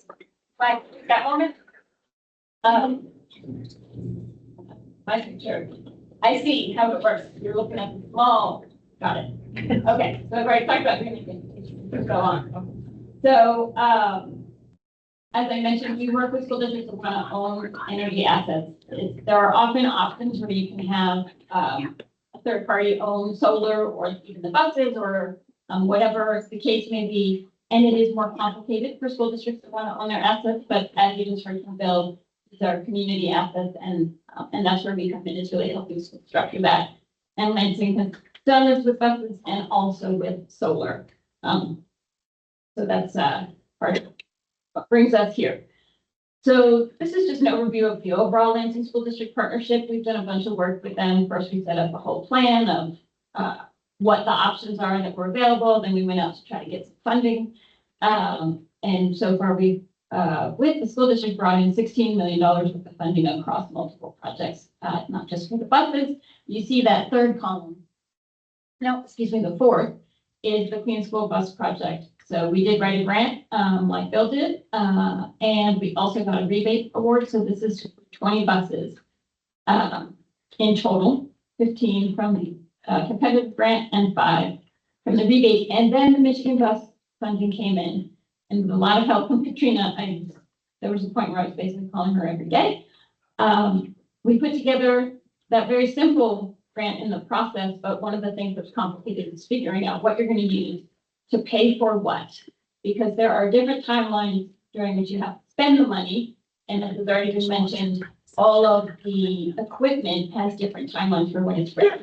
So I think of this the way, a lot of us are coming up on Thanksgiving and trying to have a meal where everything ends up ready at the same time. But that means you have to put the turkey in like 4 hours before you start thinking about making the garlic bread, which is a 20-minute. And so similarly, when you're doing the procurement process, you have to think about the lead time and how long it takes to get, for example, a new transformer, and there will be one at the Dean site. And the answer to that is minimum of 40 weeks. Same thing for switchgear. And even the buses take a long time, but other things don't take as long. Actually, solar panels are not right now taking as long. So you have to think about that, just the way you do with Thanksgiving. And the good news about this project and school buses in general is that these are things we all already know how to do in other places in our lives. So I always go back to cooking, not because I'm a great cook, but because it is something that I have to do pretty much every day. So, so you just want to think about what's the lead time for which piece, and then keep in mind what are the spending deadlines. So one of the things that we've just done is revise the budget. Okay. For the EPA grant in light of getting the Michigan funding, because the Michigan funding actually has to be spent sooner. And so we needed to spend more of that on the buses, and we needed to spend more of the EPA grant on some of the infrastructure that can take a little bit longer to do, and the money is actually has a longer spending horizon. So when you're making your giant comprehensive budget, you want to put in there, what's the deadline by which we have to spend which dollar? And so we wanted to keep it super simple and just talk a little bit about buses, chargers, and infrastructure. It's not the be all and end all of what you need to do, but as you think of those as like your turkey, your potatoes, and I don't know, your green salad that you're gonna have on the side, I don't know, isn't that analogy? On the buses in the state of Michigan, MSBO has this really wonderful process that you can use. It was fantastic. We did not have to go through the district putting out its whole own procurement. There's essentially a procurement process that's done for you. And Katrina, is that really you who did that, or is it? No, with the OEM, we did that all on Okay. everybody. Whoever did that, if you're not in this room or streaming, thank you. And thank you to the OEMs for that. Essentially, you go in and you click what you want out of a bus. We want 77 kids. Do we want it to have a wheelchair ramp or not? You just put your specifications in, and then the bids come up. It's that simple. I have seen a lot of school district procurements in my life, and I'm not sure I've ever seen one as easy as that one was. Beautiful. Folks have the same thing for chargers. On that end, you do have to do public procurement, obviously, for the chargers and for the infrastructure. There is also a lot of support for those, though. It's quite a manageable process. And one of the fascinating things about student transportation, right, is that it is a series of public-private partnerships. So there are a lot, including the city of Lansing, of school districts that use transportation providers. And this is where Dean Transportation has been so flexible. There have been so many questions that have come up along the way, and they've been so dedicated to whatever works best for all involved. So as one example, if I'm not telling tales out of school, Patrick and Chris, it turns out that to maximize the vehicle credit, it's really the school district that should take it. That really means that the school district has to own the bus. However, right now, Dean Transportation owns the buses. So Dean Transportation said, that's not a problem. We'll figure this out so that the school district will own the buses. Not every privately held company is going to say, oh, you own the assets, not us. That's in fact one of the first times I've ever heard a private company saying, hey, we can work it all out. And so that's just one example of the kind of partnership that we've got here in Lansing, which is wonderful, wonderful partners. Because at the end of the day, everyone's aligned around how do we maximize the funding that's available. And if the answer to the tax credit is clear, then everyone's on board with that. But that's really part of the unique dedication of the folks here in Lansing at PWL and at Dean. So that's the kind of conversation you need to have as you go along. When it comes to the infrastructure piece, we really recommend you do what we call future proofing. So it's very easy to install one charger, and it's probably not going to require a lot from you. You probably be able to do it without browning out and shorting out your microwave. But down the road, we're all gonna have electric buses at some point or another. Whether that's gonna take 20 years or 10, we don't know, but we do know where this is all going. And that is simply where it's going to be. It's not actually in question. The question is when and how long and how much funding will there be to support school districts in doing it. And so when you are looking at how much do we take on, one thing to think about when the funding is there, particularly with that Michigan funding that can be used for the infrastructure upgrades, is maximizing how ready you get. So as an example, and I don't have a picture of this, but at Dean, we're doing a whole row so that that row will be ready. We're not going to put the chargers there yet, but that row in terms of the electrical upgrades will be ready for that entire row of all, I think, 28 buses will be ready when we get down the road. So the trenching, the new wiring, the new transformer, all of that will support beyond what is coming in here, which is convenient because now that there's another round and you can go back to the Michigan money, we might end up getting to 28 buses this spring. But either way, as you're thinking about how to do these infrastructure decisions, think about the long road when the funding is present, because later, 10 years from now, people are just going to think an EV bus is your cost. Right now, essentially, people recognize that the cost differential isn't something a school district should have to take out of the classroom. So these funds are available. Down the road, that won't be true. It'll just be our problem. So while the funding's here, we need to actually make those plans that will take us through this next transition over 20 years. Okay. It looks like we're at the Q&A. Are you? Okay, thank you.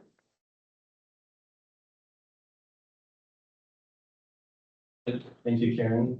We do have about 5 minutes for questions for Bill and Karen, so don't go too far, Bill and Karen.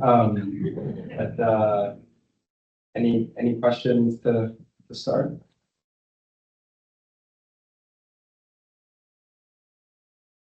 Go ahead, Kendra. You talk about what you're seeing with cost savings so far, with the electrification, and how that the district has been able to utilize that. Yeah, I can quickly answer that. We haven't seen any. Quite frankly, we're still in the process. Our first round of 25 buses just started arriving last week. So we really haven't had that implementation yet. I can say on our other fleet vehicles, we were able to take out 2 1,000-gallon tank gas bubblers, I guess you call them, at our depot to replace the electric vehicle that were there. So we're saving on gas on 2 1,000-gallon tanks every month. We're not filling those. I guess to piggyback that question, maybe for Karen as well, but you calculate an ROI for so do you have an average ROI on the 10, 20 buses? Well, so I'm nodding as if we did. It's actually pretty hard to do because it is really new. So we have not really landed on what we would think the ROI is, because one of the big factors that we haven't figured out that we've actually left room for in these conversations with Dean is what's the uptime going to be when the buses first come in? What are the maintenance costs going to be when they first come in? So essentially, just let's all be real. There does seem to be a moment in the beginning where you have to kind of work it all out, and we don't know how much moment costs. So when you're doing a full ROI, you're really doing it, you include that like implementation bump of, oh, wait, it turns out, true story, but not here, right? Turns out the software company went bankrupt and no one can charge any of these 24 buses, and they're sitting on a lot. That is happening somewhere in the mid-Atlantic that we won't name, but not Highland's partner. That did not happen to them. That does seem like a great company, but this is true story, right? So we aren't assuming that particular scenario, but we do recognize that there's a cost and we don't know what it is. And that's actually been part of the really productive conversations with Dean is how do you have a contract with a provider when nobody knows if we're going to save $200,000 or spend $200,000 in year one? And against their credit, we've been really transparent and really just talking it through together because we all want to figure it out. And it led to really productive discussions apart from the bump. So once we're done, and once we're in a steady state of having the buses on the road, there we see true positive ROI. And we are not currently including in that ROI what we're going to get from selling the electricity to Anna. So even with just assuming we didn't dispatch any power, we are projecting a total cost of ownership which will be lower. So, but again, I feel like one of the things we have to be really careful about when we're talking about ROI is that we don't count the bump at the beginning, and it's not fair. And the other piece I'll say, I meant to say this earlier, is just, I know you've heard a lot about V2G and getting the bidirectional chargers. Cannot recommend that more strongly. It is, in truth, very nascent technology. It's not quite, I mean, Highland is like the national leader. There's one other place I'm aware of in California where it's happening, and they're doing it in 3. It's very new, but it's not going to be very new down the road. It's really worth doing now, because if you get a unidirectional charger where you're just drawing from the grid, then you're going to have this amazing resource sitting there doing nothing in the other direction. And so when we went to VWL and said, we're going to have 3 megawatts of power sitting on the Dean Transportation lot, do you want to think about doing something with that? They said yes. And the only way to do that is if that charger is bidirectional. So you just gotta really, really think about that and don't blink at the price difference, which, by the way, is not nearly what it used to be. Sorry, that was a little soapboxy, but that's good. Thank you. Any other questions? I got comments for Bill. First of all, Anthony Ashley says hi. Your vision of Oxford, Lake Orion, and Avondale coming to your place and charging their electric vehicles. I have a situation up in northern Missouri, very 9 school districts in the conference, 6 of them will have electric buses. That's exactly what they're doing. They're driving over 50% of their battery capacity, charging during football or basketball games. That's great. So your vision is on course. You just gotta go to the local school to jump in that. Yeah, I mean, hopefully someday, we can create, some sort of a share so that if somebody comes to our district to charge, they know ahead of time, or there is no charge if it's another school district. Those things all need to be worked out, but I think we'll get there. Yeah, that's the vision and the hope. There.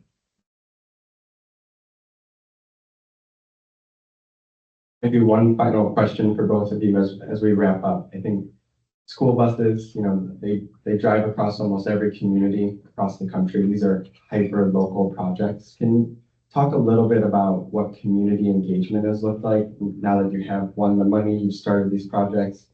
Have you engaged parents, families, local residents, or anything along those lines? Yeah, so we've done a couple of town halls to introduce the vehicles. There's a lot of myths, I guess, out there about what the vehicles are.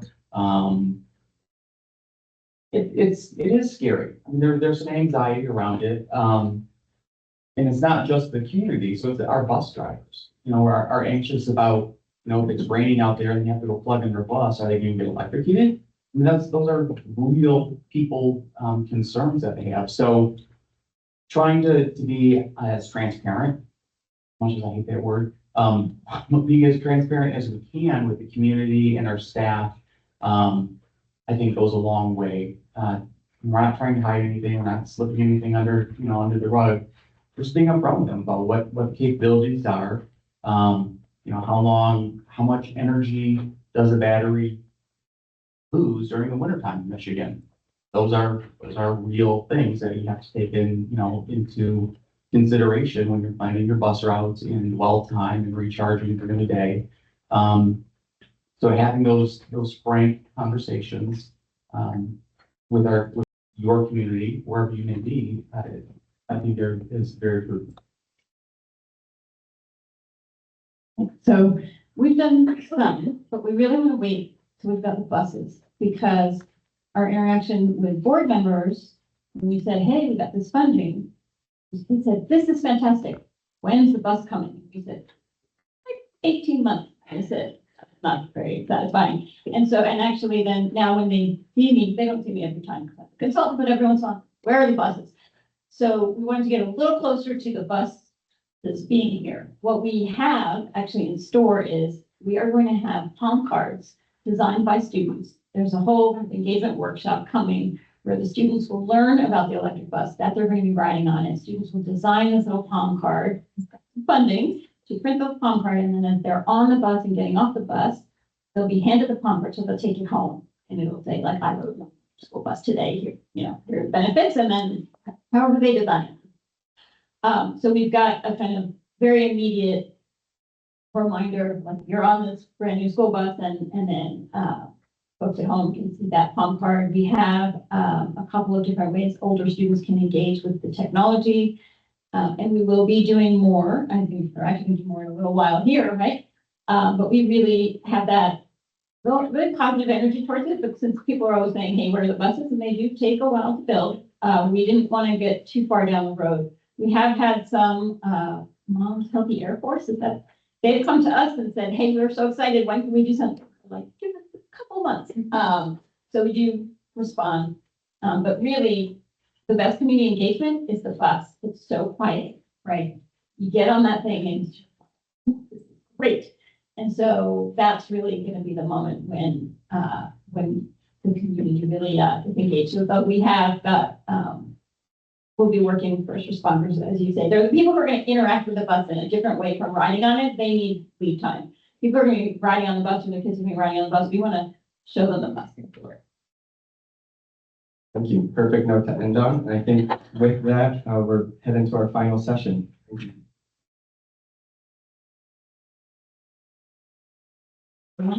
Actually, we're gonna take a 5-minute break because we just received lunch, and I want to make sure folks eat because it's almost 12, and I know folks may be hungry. But help yourself to lunch, get up, stretch your legs, go to the bathroom, and then we'll reconvene in 5 minutes. So see you soon. Yeah. Yeah. But I would.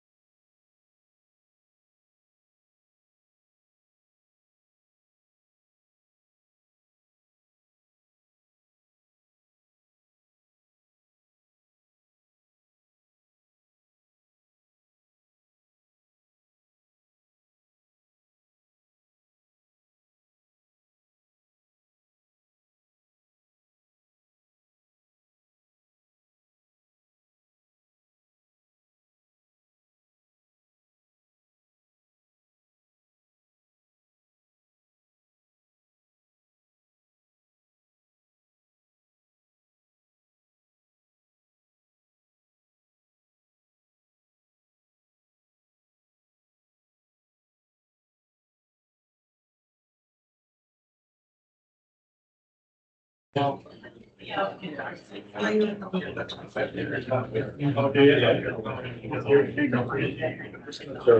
right, hi, everyone again.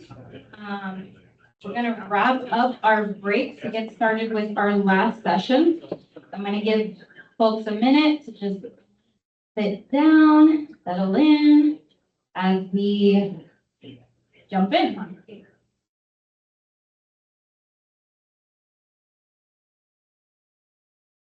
All right. Okay.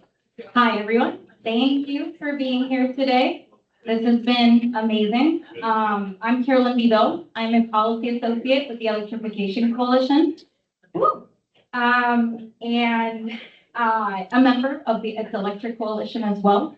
For those of you who haven't heard of the Electrification Coalition, we are a nonpartisan, nonprofit organization that oversees EV policies nationwide. And, you know, the goal here is to ensure that we're addressing national security issues, ensuring that we have energy security and ultimately decrease our growth dependence.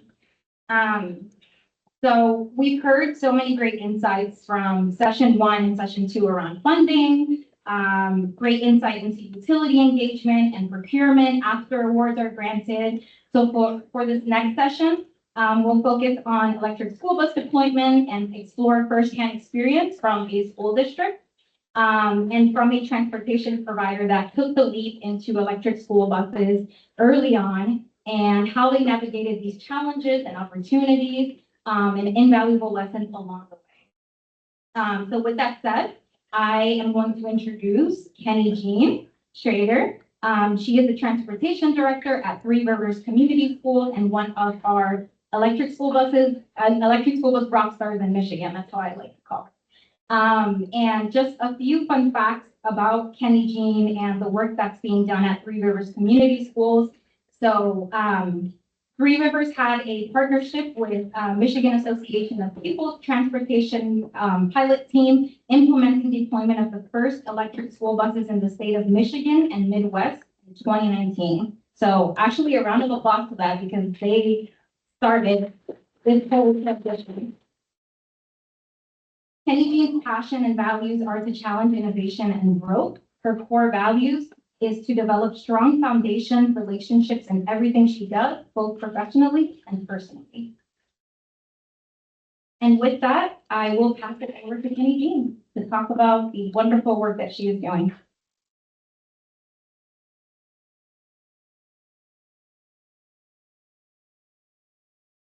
Okay, I have to operate this? Yes, here. Okay,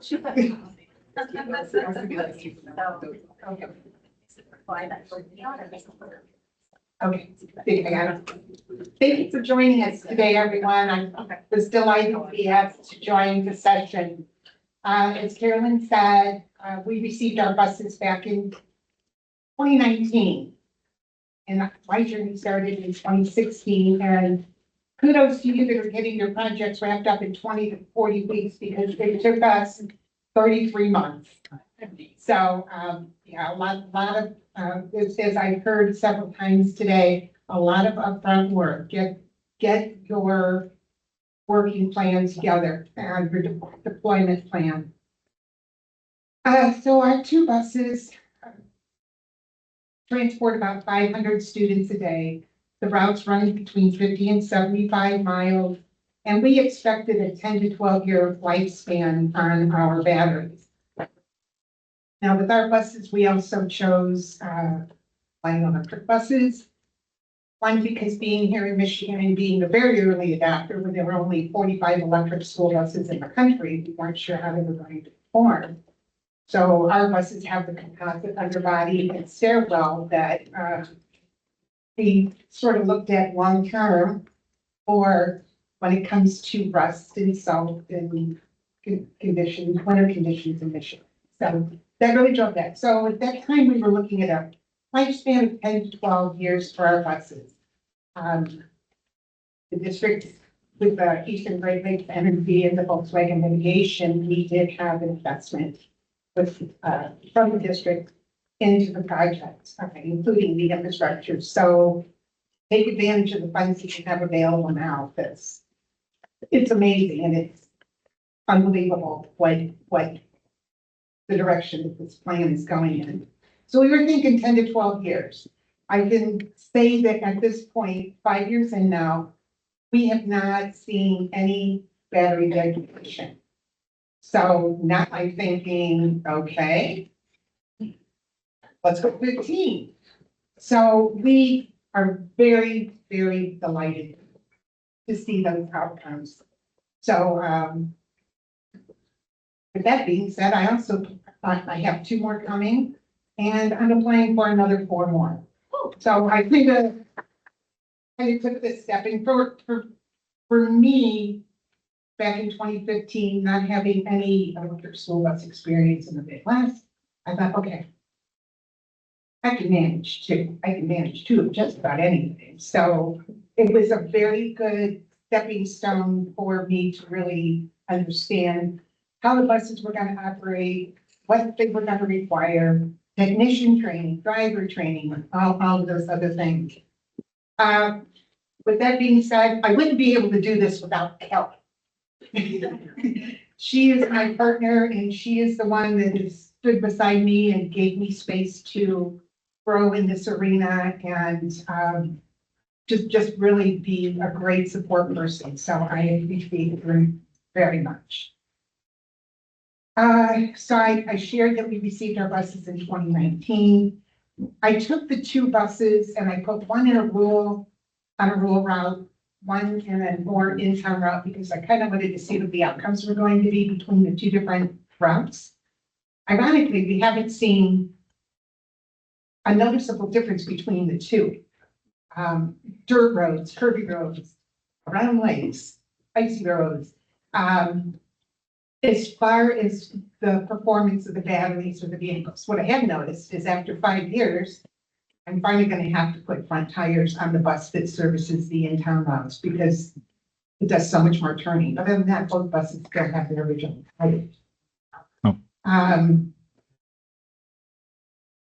Another thing is that at 50 to 75 miles last year, one of our buses was running 100 miles a day. Morning route, afternoon route. And we charge our batteries overnight. And we negotiated a tariff with our power company that we would get a reduced rate for doing so. Now, again, when we received our buses, there wasn't a whole lot of choices when it comes to charging infrastructure. Now we have organizations like Highland Fleet and, so many other options. Wasn't an option for us. So we are operating on level 2 chargers. Again, moving forward, we are looking at the level 3s and how that's going to service us. But even that 75-mile route turned into be a 100-mile route a day. And it was only during the winter that we would have to actually charge that bus a couple of hours to be able to make that 100-mile run. I hear so much all the time that my routes are too long, I can't do this, I can't do that. And I encourage districts to, okay, I'll be happy to walk with you, but let's use this as an opportunity to figure out how to fix it instead of saying I can't do it. So, little fact there.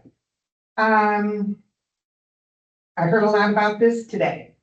First thing we did when we received our buses in December, first of all, we had to get a state inspection. There wasn't such a thing as an EV bus state inspection back in 2019. So that was interesting. Spent time in Lansing with the state police trying to figure out how we were going to do this and what it was going to look like. Another thing we did, as you can see here, is we had our fire department there, our first responders, we had our towing company there. We brought everybody in. We put the buses up on a lift, touch this, don't touch that. So everybody in the community that was going to be, that we interact with, knew how to tow a bus, how to do an emergency evacuation in this bus, and we continue to do that. Try to do it annually. I haven't got that done yet this year, but I try to keep that up just because of the staff turnover, people forget, that sort of thing. We also invited our board out, our community out. A huge turnout in December, but we have since done more community engagement with buses. Fun fact, we took one of our EV buses to one of the schools who were hosting a trunk or treat. Perfect opportunity to get your community involved and give kids free candy, right? So we said, hey, let's use the EV bus. Let's decorate the EV bus. We'll use the battery. It'll power up the music. It's going to power up the fog machine and all these things. We had a great time. And it was a lot of fun. And there were parents whose students have rode that bus for 2 or 3 years. Had no idea their kids been on an electric school. So it was a great learning opportunity. Yes, and as I stated, we have dirt roads in Michigan. Is there a difference? No. No, I mean, some dirt roads are better than others. There's some asphalt roads that are better than others. Have we seen a difference in performance between dirt roads and paved roads? No. I would say that well, they get a little dirtier, so we tend to clean up a little more. And here is my dinosaur charging station. This was built this way intentionally because we knew that we were going to be moving to a new transportation facility. We didn't want to put a whole lot into making it pretty. We wanted it to work. So this was where I really engaged with our utility. Here's the pole. This is where we're going to go.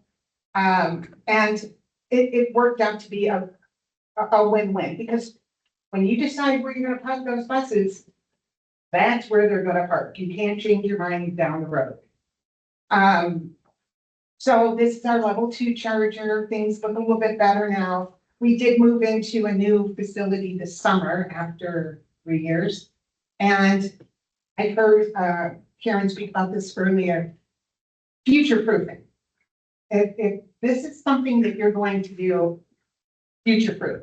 In our new building, our buses are about 6 inches wider than a regular bus, ice bus. But I took a lot of things into consideration. I had the service bay doors wider, like 2 foot wider than a standard service bay door. I had the concrete floor beefed up because of the weight of EV buses. Where the buses park, we had that, the parking pads, we had that beefed up. And I can't stress enough, if you have the opportunity while funding is available, get that infrastructure done. Because what we did is we put in 4 chargers to support the ones we have, because I knew we were getting more. I could get these during our bond project. But I ran infrastructure for up to 20 more buses, or 20 total buses. Our fleet is 24 right now. So future-proof and get all of that stuff taken care of while you have the opportunity. So for us now, it's going to be plug and play. Pull a little concrete thing off the pad off the parking area. You plug them on, plug them in. So there's a lot of things that need to be considered. You need to consider your utility, your infrastructure, your generators. We did have a generator put in at our new facility in the event of a power outage, and that seemed to be a huge, huge concern. If the power goes out district-wide, how are we going to run the buses? And my response was, if the power goes out district-wide, chances are we're probably not going to be going to school. But we did put in generators just in the event.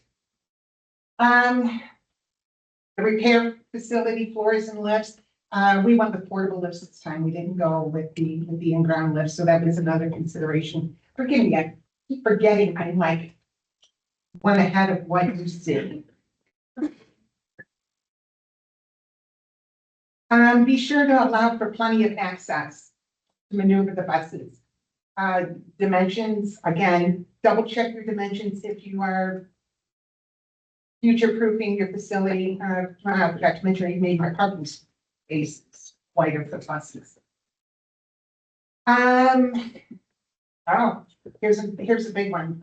Work very closely with our utility, our technology department for Wi-Fi for the buses or any additional charging things that we needed to do for us to connect to our data recording system for the buses. And the placement of the Wi-Fi towers and increased paths. So since nobody else had one, I made one. This is my still paper EV pre-trip form. I've shared this throughout the country. If any of you want it, I'll share it with you. You can take it, do what you want with it, change it, whatever. But we're still on paper. So, and I did it in yellow. So when drivers go to get their pre-trip form, they know the difference. White paper is my ICE bus, yellow paper is my EV bus. And then here I wanted to share with you what the outcomes are that we've seen. Now, keep in mind that we deployed our buses the first day we got back from Christmas break, January. So wasn't even a consideration, gosh, should we wait till spring when it warms up a little bit? No, we took our electric buses first day back out on the road. So I started collecting this data again. We still do things by paper, just so we could kind of monitor what our outcomes would be.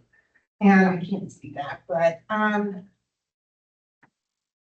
separated it out by bus. I put what our annual mileage, what our monthly miles are, and how many kilowatts the buses use, what that costs, what would be comparable in diesel, and then what the cost savings is to the district.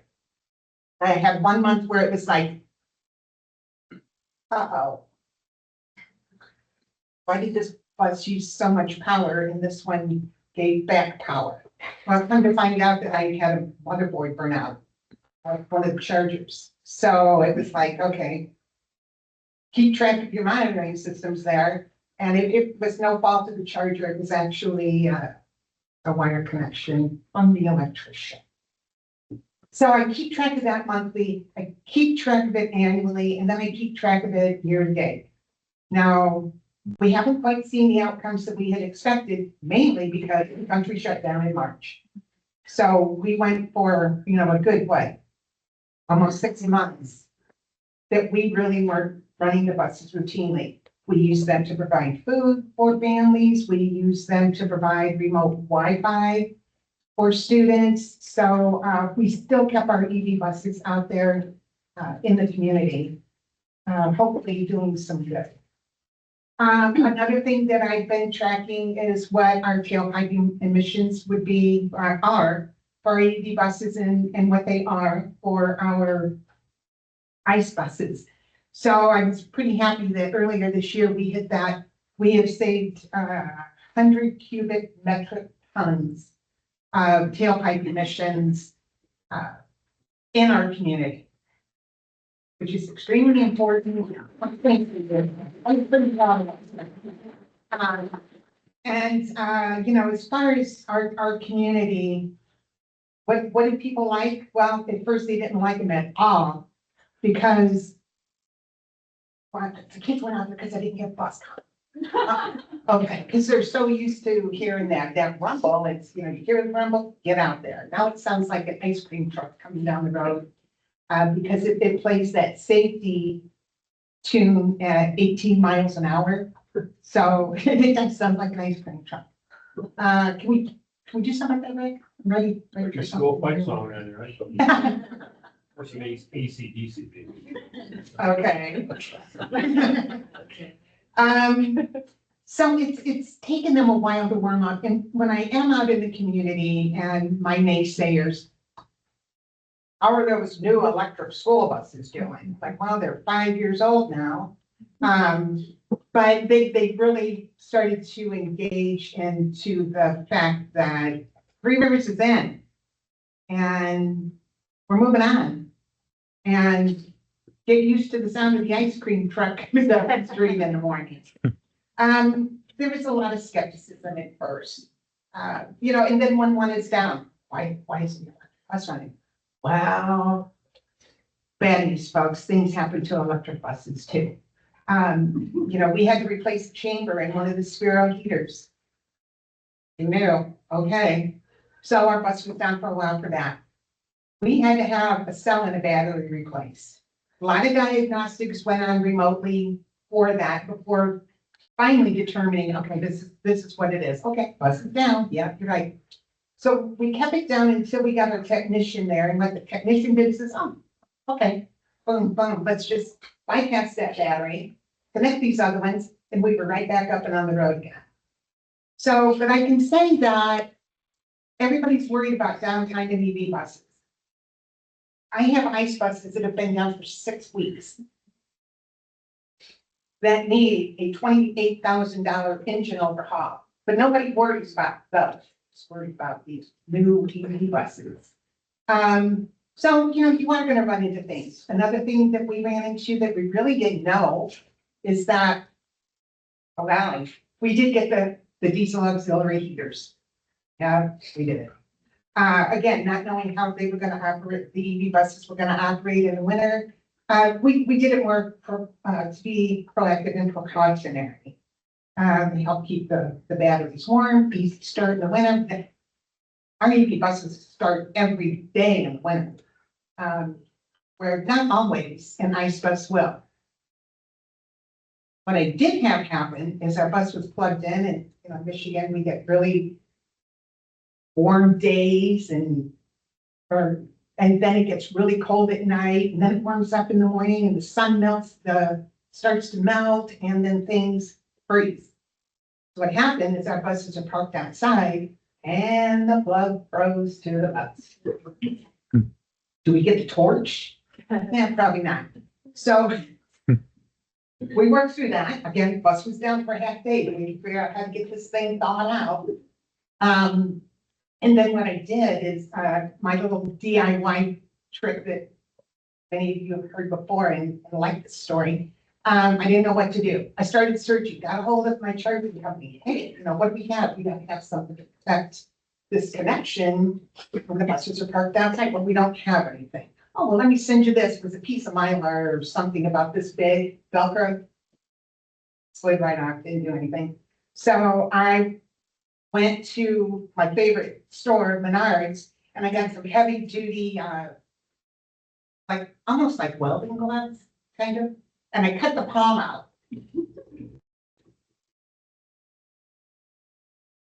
And I slid the sleeve of the glove over the, I'm going to call it hose, the charger. And then I left the fingers on it, so when it was plugged into the bus, those fingers covered that connection. So I didn't have any more charger freezing to the bus, but FYI, since I'm going to be looking at retirement for too long, there's an idea for somebody. But anyway, there are things that you're going to have to figure out on your own. There are things that I'm here for, because I hear so often is, we don't want to be the guinea pig. Now, but you're not, believe it or not, you're not the guinea pig. I'm happy to host in our district. Anybody, if you know of anybody that might be interested, but it's just not quite sure. Bring them down. We'll take a bus on school property, CDL or no CDL. Would like to drive it. So overall, our experience has been very good. Have there been learning curves? Yes. Do things go wrong with EV buses? That's why you need to depend on your partners, your OEMs, your technician teams, because so much can be diagnosed with these buses telemetrically. Keep in mind, they have 70% less moving parts. I do want to tell you, because now you said, she's using diesel. Less than $100 a year for both buses. Don't use it unless it's really, really cold and necessary. I have one driver that likes to use a little bit more than the other one. I already spoke about the battery degradation, and then another thing I have heard today and a lot is, what about the batteries in the winter? You're gonna lose a ton of your battery in the winter. We've seen highest I've seen 8%. Typically, we're less than 5 in the winter. So, you know, and as I said, you're gonna run into challenges. Things are gonna go wrong. But a good friend of mine said, don't let the perfect get in the way of the good. We're still doing a much better job than we have for the past 80 years. Kids love their bus. They want to, when their bus doesn't show up, they want to know where it's at and why they can't have it. Drivers are doing a super, super job educating the kids about the buses. One of them is, you know, it's very important to her, and she's one of the reasons I chose her to be the driver of this bus, is she's very passionate about the footprint she's leaving for her kids and the kids that she serves. So she has, what can I say, personal stake in it. And it shows. She uses that bus every day as a teaching tool for the kids. So I'm very proud of her for that. And again, driver training is very important. You got to retrain your technicians because they're not going to like it. Unless they're real techy, they're not going to like it because they're not doing this. But there's a lot of support out there for technician training too. Take advantage of all of those resources. Don't let them slip through your finger and think that you have to do it all by yourself. It's okay and we're here. I think I was winded enough. Do you have any questions? You have up there that you've been tracking your costs for electricity. Have you been doing the same thing on the maintenance side? And have you seen any savings on maintenance from your ICE bus to your electric? Typically, PM&R on an ICE bus will typically run $10,000 to $12,000 a year if your bus is getting to hit that. What is it, Katrina, about 8 years? Okay. So my PM&R on both buses for 5 years has been $12,641. And that is having to have a bearing replaced in an axle and also replacing that chamber of that Spiro heater. The thing we learned that we didn't know is that when you are burning that diesel heater is once a month, you gotta blow it out with the air hose. If not, condensation collects, and guess what? Your bus is gonna start throwing error codes or something wrong, ding ding. But it takes a technician 15 minutes, pull the bus in, blow it out with the air compressor, and we're done for another 3-4 weeks. So yes, those are, I pulled those this morning, those are my actual PM&R figures.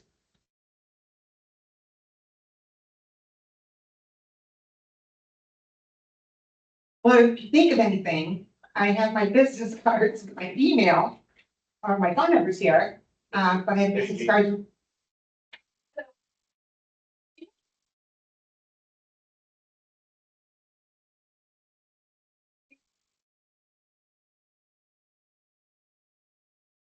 If it's what? Definitely. So that's kind of, It helps, yes. so how does it? It's a heater. It is either, right? Take it away. Yeah. Anybody who knows school buses, they use either Spiro or something. It's a separate unit. It has nothing to do with electrical install. It's a separate heater. And it does save on the range because obviously electric heaters. I think, what do you say, 90 gallons a year? It's $100 $100. between two buses. We have 20-gallon tank. It's a separate unit. You know, the only kickback is people are like, so yeah, the tailpipe is the biggest concern. Letting the community know that there's there's a diesel powered heater. Me personally, I don't sell electric heat because the kids are going to use. I just, anything north of the Mason-Dixon line, we're going to arm wrestle over this one. We're going to put auxiliary diesel. So I hope that answers your question. It is totally separate than leaves. $100 a year. So 366, 270 a gallon right now. It's nominal, right? And the emissions is it's nothing. I know, but again,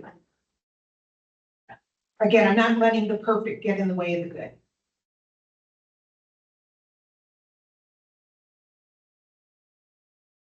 I have a question.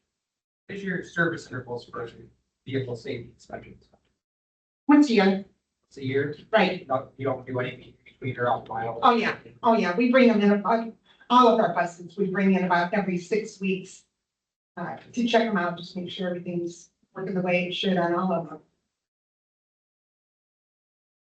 There's something else I was gonna say.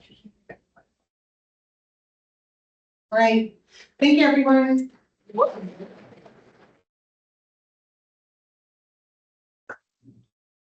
Amazing. All right. Okay, so next up, we have Christine, who is the Innovation Director at Highland Transportation. She'll be sharing some of the fantastic work they've done with school districts, including Lansing School District. So with that, take it away.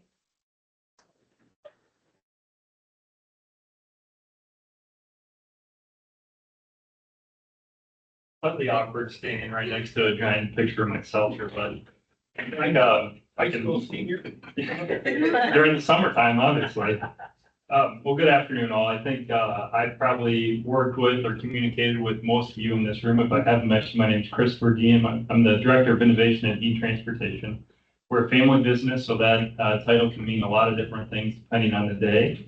But most importantly, I lead our electrification efforts across the state. So there's a couple folks with me here today. I'd like to introduce Patrick Dean, my brother, president. Highland Transportation is here supporting the effort, and Dwayne Hare.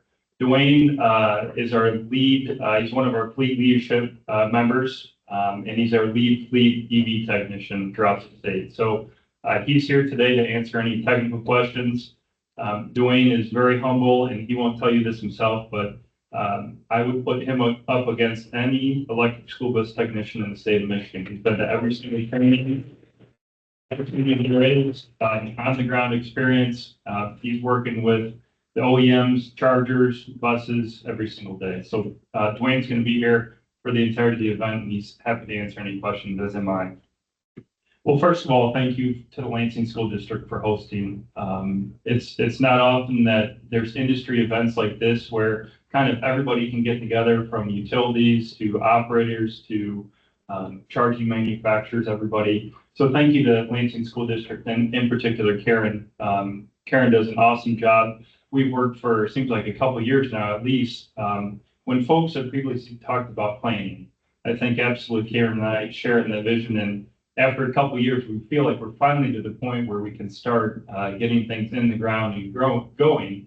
Because as you can imagine, if you're not familiar with the process, unfortunately, one mistake could be a pretty long-term mistake, and at the same time could be quite costly too. So Karen and the Lansing School District team do an awesome job, and we're thankful to be able to serve them and work on this project. In addition to Lansing, we're pleased to have electric school bus deployed in Cadillac, as well as Trenton, Michigan. And we're working on additional units in Grand Rapids, both for Kent ISD and Grand Rapids Public Schools. As many have said, probably the first step in this process, and one of the most important, is continuous communication with the utility. So obviously here in Lansing, VWL, through ANA, thank you for your support. I've also had the opportunity to work with consumers and DTE in other parts of the state. So each one has different processes you must follow, but it's been a pleasure from my perspective, really, to partner with each utility. This isn't fully baked in every case. The utilities are learning along with us as we are in industry. So that's why the initial communication, whoever your utility is, DTE, consumers, VWL, or any others, is extremely important. I would like to take a quick moment with everybody in the room here and publicly acknowledge Lynn Felshen from DTE. If you've been involved in the industry and worked in the southeast side of Michigan, you would have worked with Lynn. She was a pioneer from DTE's perspective. Unfortunately, she passed away unexpectedly a few weeks ago. I think it's important that just for us to publicly acknowledge her service to the industry and betterment of zero emission school buses throughout the state. If you hadn't heard of that, I apologize, but just wanted to take a moment in front of the group to offer our respects and thanks for what she provided to the industry. Our approach, I think you could consider it steady, well-educated. I think Dwayne would confirm that we are interested in every single training opportunity that exists, whether that's through the charger OEM, school bus OEM, the utility, first responders. We are open and have sent and provided time for everybody to continue their training, and we'll continue to do that. I think one thing that we've learned, and we do this in every case, when we're deploying these school buses, we essentially have an unlimited runway through which every team member that's involved has time to become comfortable with every aspect that exists. So not until there's a complete consensus through the fleet team, operations, safety, training, our technology teams, not until every team agrees that there's a level of comfort with not only the day-to-day use, but also what are we going to do if there's a breakdown? What if something unexpected happens? Do we understand the procedures? In our case, every single team has to be on the same page. Only then are we going to release that bus for student transportation. You've obviously figured out, if you weren't already aware, the expertise that this requires is important. As Rick mentioned earlier, the bus and purchasing the bus is probably the easiest part of the whole thing. This really is an entirely new ecosystem that we're putting in place. You have the bus, the charger, the work from the utility side. Certainly you're going to need a trusted and well-respected electrician. And then on top of that, you add all the software that runs all these different things. So one of the things that I think we've learned, and I suggest if you're just getting started, you're going to need a local champion on site every single day. Someone that doesn't need to know the details of every single part of the system, but they need to understand how it all comes together. Because half the battle when something does happen, which is hopefully rare, is figuring out what part of the process is that happening at. Is it the electricity coming in to the charger? Is it the charger putting out that electricity? Is it the software that's stopping the charge? Is it the bus side? There's so many different components that it's important, and this is something Dwayne's done a great job of at Cadillac. Dwayne understands how all the pieces come together. And now more so than ever, certainly you want to make sure your local facilities team is involved. They will play an important role on the chargers and the grounds. But also, some of you may or may not be excited about, but these projects also require more expertise and input from your local IT folks. Because many of these fixes require certain software that can be over the air. There's a lot more IT involvement than there is an historical technician with their wrenches and doing things they do on a daily basis. So these are different buses. There's one out here today. It happens to be one of our buses from Hoesktra that's going to Trenton Public Schools, but it is obviously a production model. I'm going to turn it over to the Hoesktra folks in a moment who were kind enough to put resources to bringing that bus here today. But Dwayne is here, can speak to any specifics. I know he's offered to drive it too if you want to go for a ride, but we'll be outside taking care of that.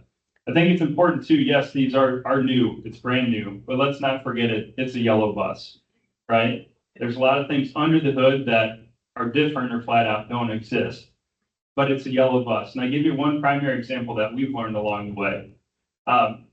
So you have these really awesome chargers that you plug into the bus, and it provides all this energy to charge your batteries. Well, don't forget that the 12-volt system, just like you and I will have batteries in our ICE cars right now, a traditional school bus has that too. Those 12-volt batteries still exist on electric school bus. And those are ultra critical because they provide the energy typically for all the computer systems and everything to start up. In addition, they're kind of the first check to allow that high voltage to flow. So we've had some instances that we've gone through where the EV bus wouldn't start. Fortunately, it took us a minute to figure out that it was as simple as having a 12-volt battery that was bad or had gone dead. So, I work with Dwayne and our technician team, and they can be scary at the beginning, but it's a yellow school bus. A lot of your standard troubleshooting procedures still exist, exactly that. If you can't start the bus, it's your 12-volt system still working. I think Hoesktra would also share that they've had instances of that coming up as well, where a school district might call and say, hey, I can't start my bus. They're right on it and say, hey, is your 12-volt good? Absolutely, they charge it up and they're good to go. And the last thing I would recommend, we've learned this lesson once for different reasons, hopefully not again. As you're planning your infrastructure, I would highly suggest considering 3-inch conduit from the start. And I say that because 3-inch conduit seems to be the industry standard kind of the largest conduit you would need to accept chargers, basically level 3 DC, V2G, kind of the souped up charger you could think of it as. So it's well worth the incremental cost, especially with the grant funding available. You may not need that 3-inch conduit today, but if there's opportunities for V2G in the future, if additional grant opportunities arise, pricing comes down, you may wish that you put that in. In one instance, we do wish we did that, but you can't predict the future. So I don't mean to pull everybody down too far in the weeds, but that's one very real example that everybody should consider throughout implementation and planning. So with that, I'm happy to take any questions too. I am going to turn it over to James Murray from Hoesktra. Again, Hoesktra was kind enough to provide the resources to bring up the Trenton bus that's outside today. We're happy to go out there, provide ride-alongs. Dwayne can answer any technical questions, and I'm happy to provide any additional expertise that we can. This also new. I love these events because I learn something new every single time. So again, thank you for getting together, and I look forward to seeing you all at the next event and hopefully pushing together for continued adoption of zero-emission vehicles.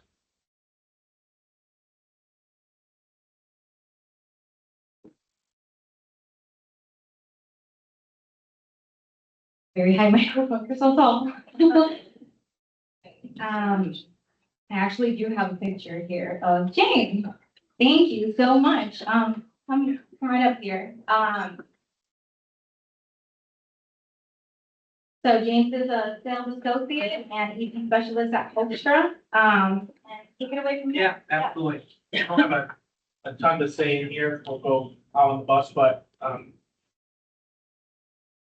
as Chris mentioned, this bus is going to Trenton Public Schools. It's one of 6 that they'll be having. They have 2 in operation right now, 2 that are about to be delivered, and 2 more that we just ordered not too long ago. And that was funded through PTE as well. And so we'll go take a look at it. I'd like to introduce Tim Oddie too back there. He's our school bus sales director. Him, myself, Dwayne, Chris can answer any questions that you may have, but don't want to waste any more time in here and we can go out there and Dwayne's gonna heat it up and get it going, so.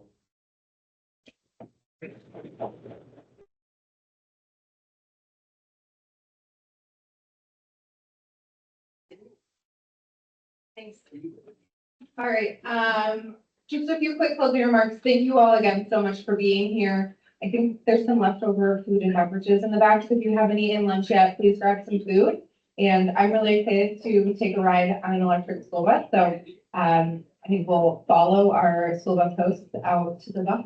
Thank you. You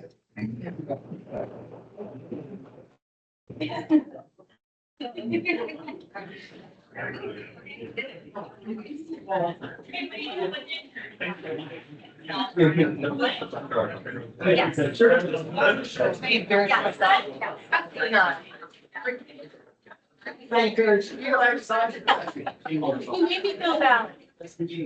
Everybody.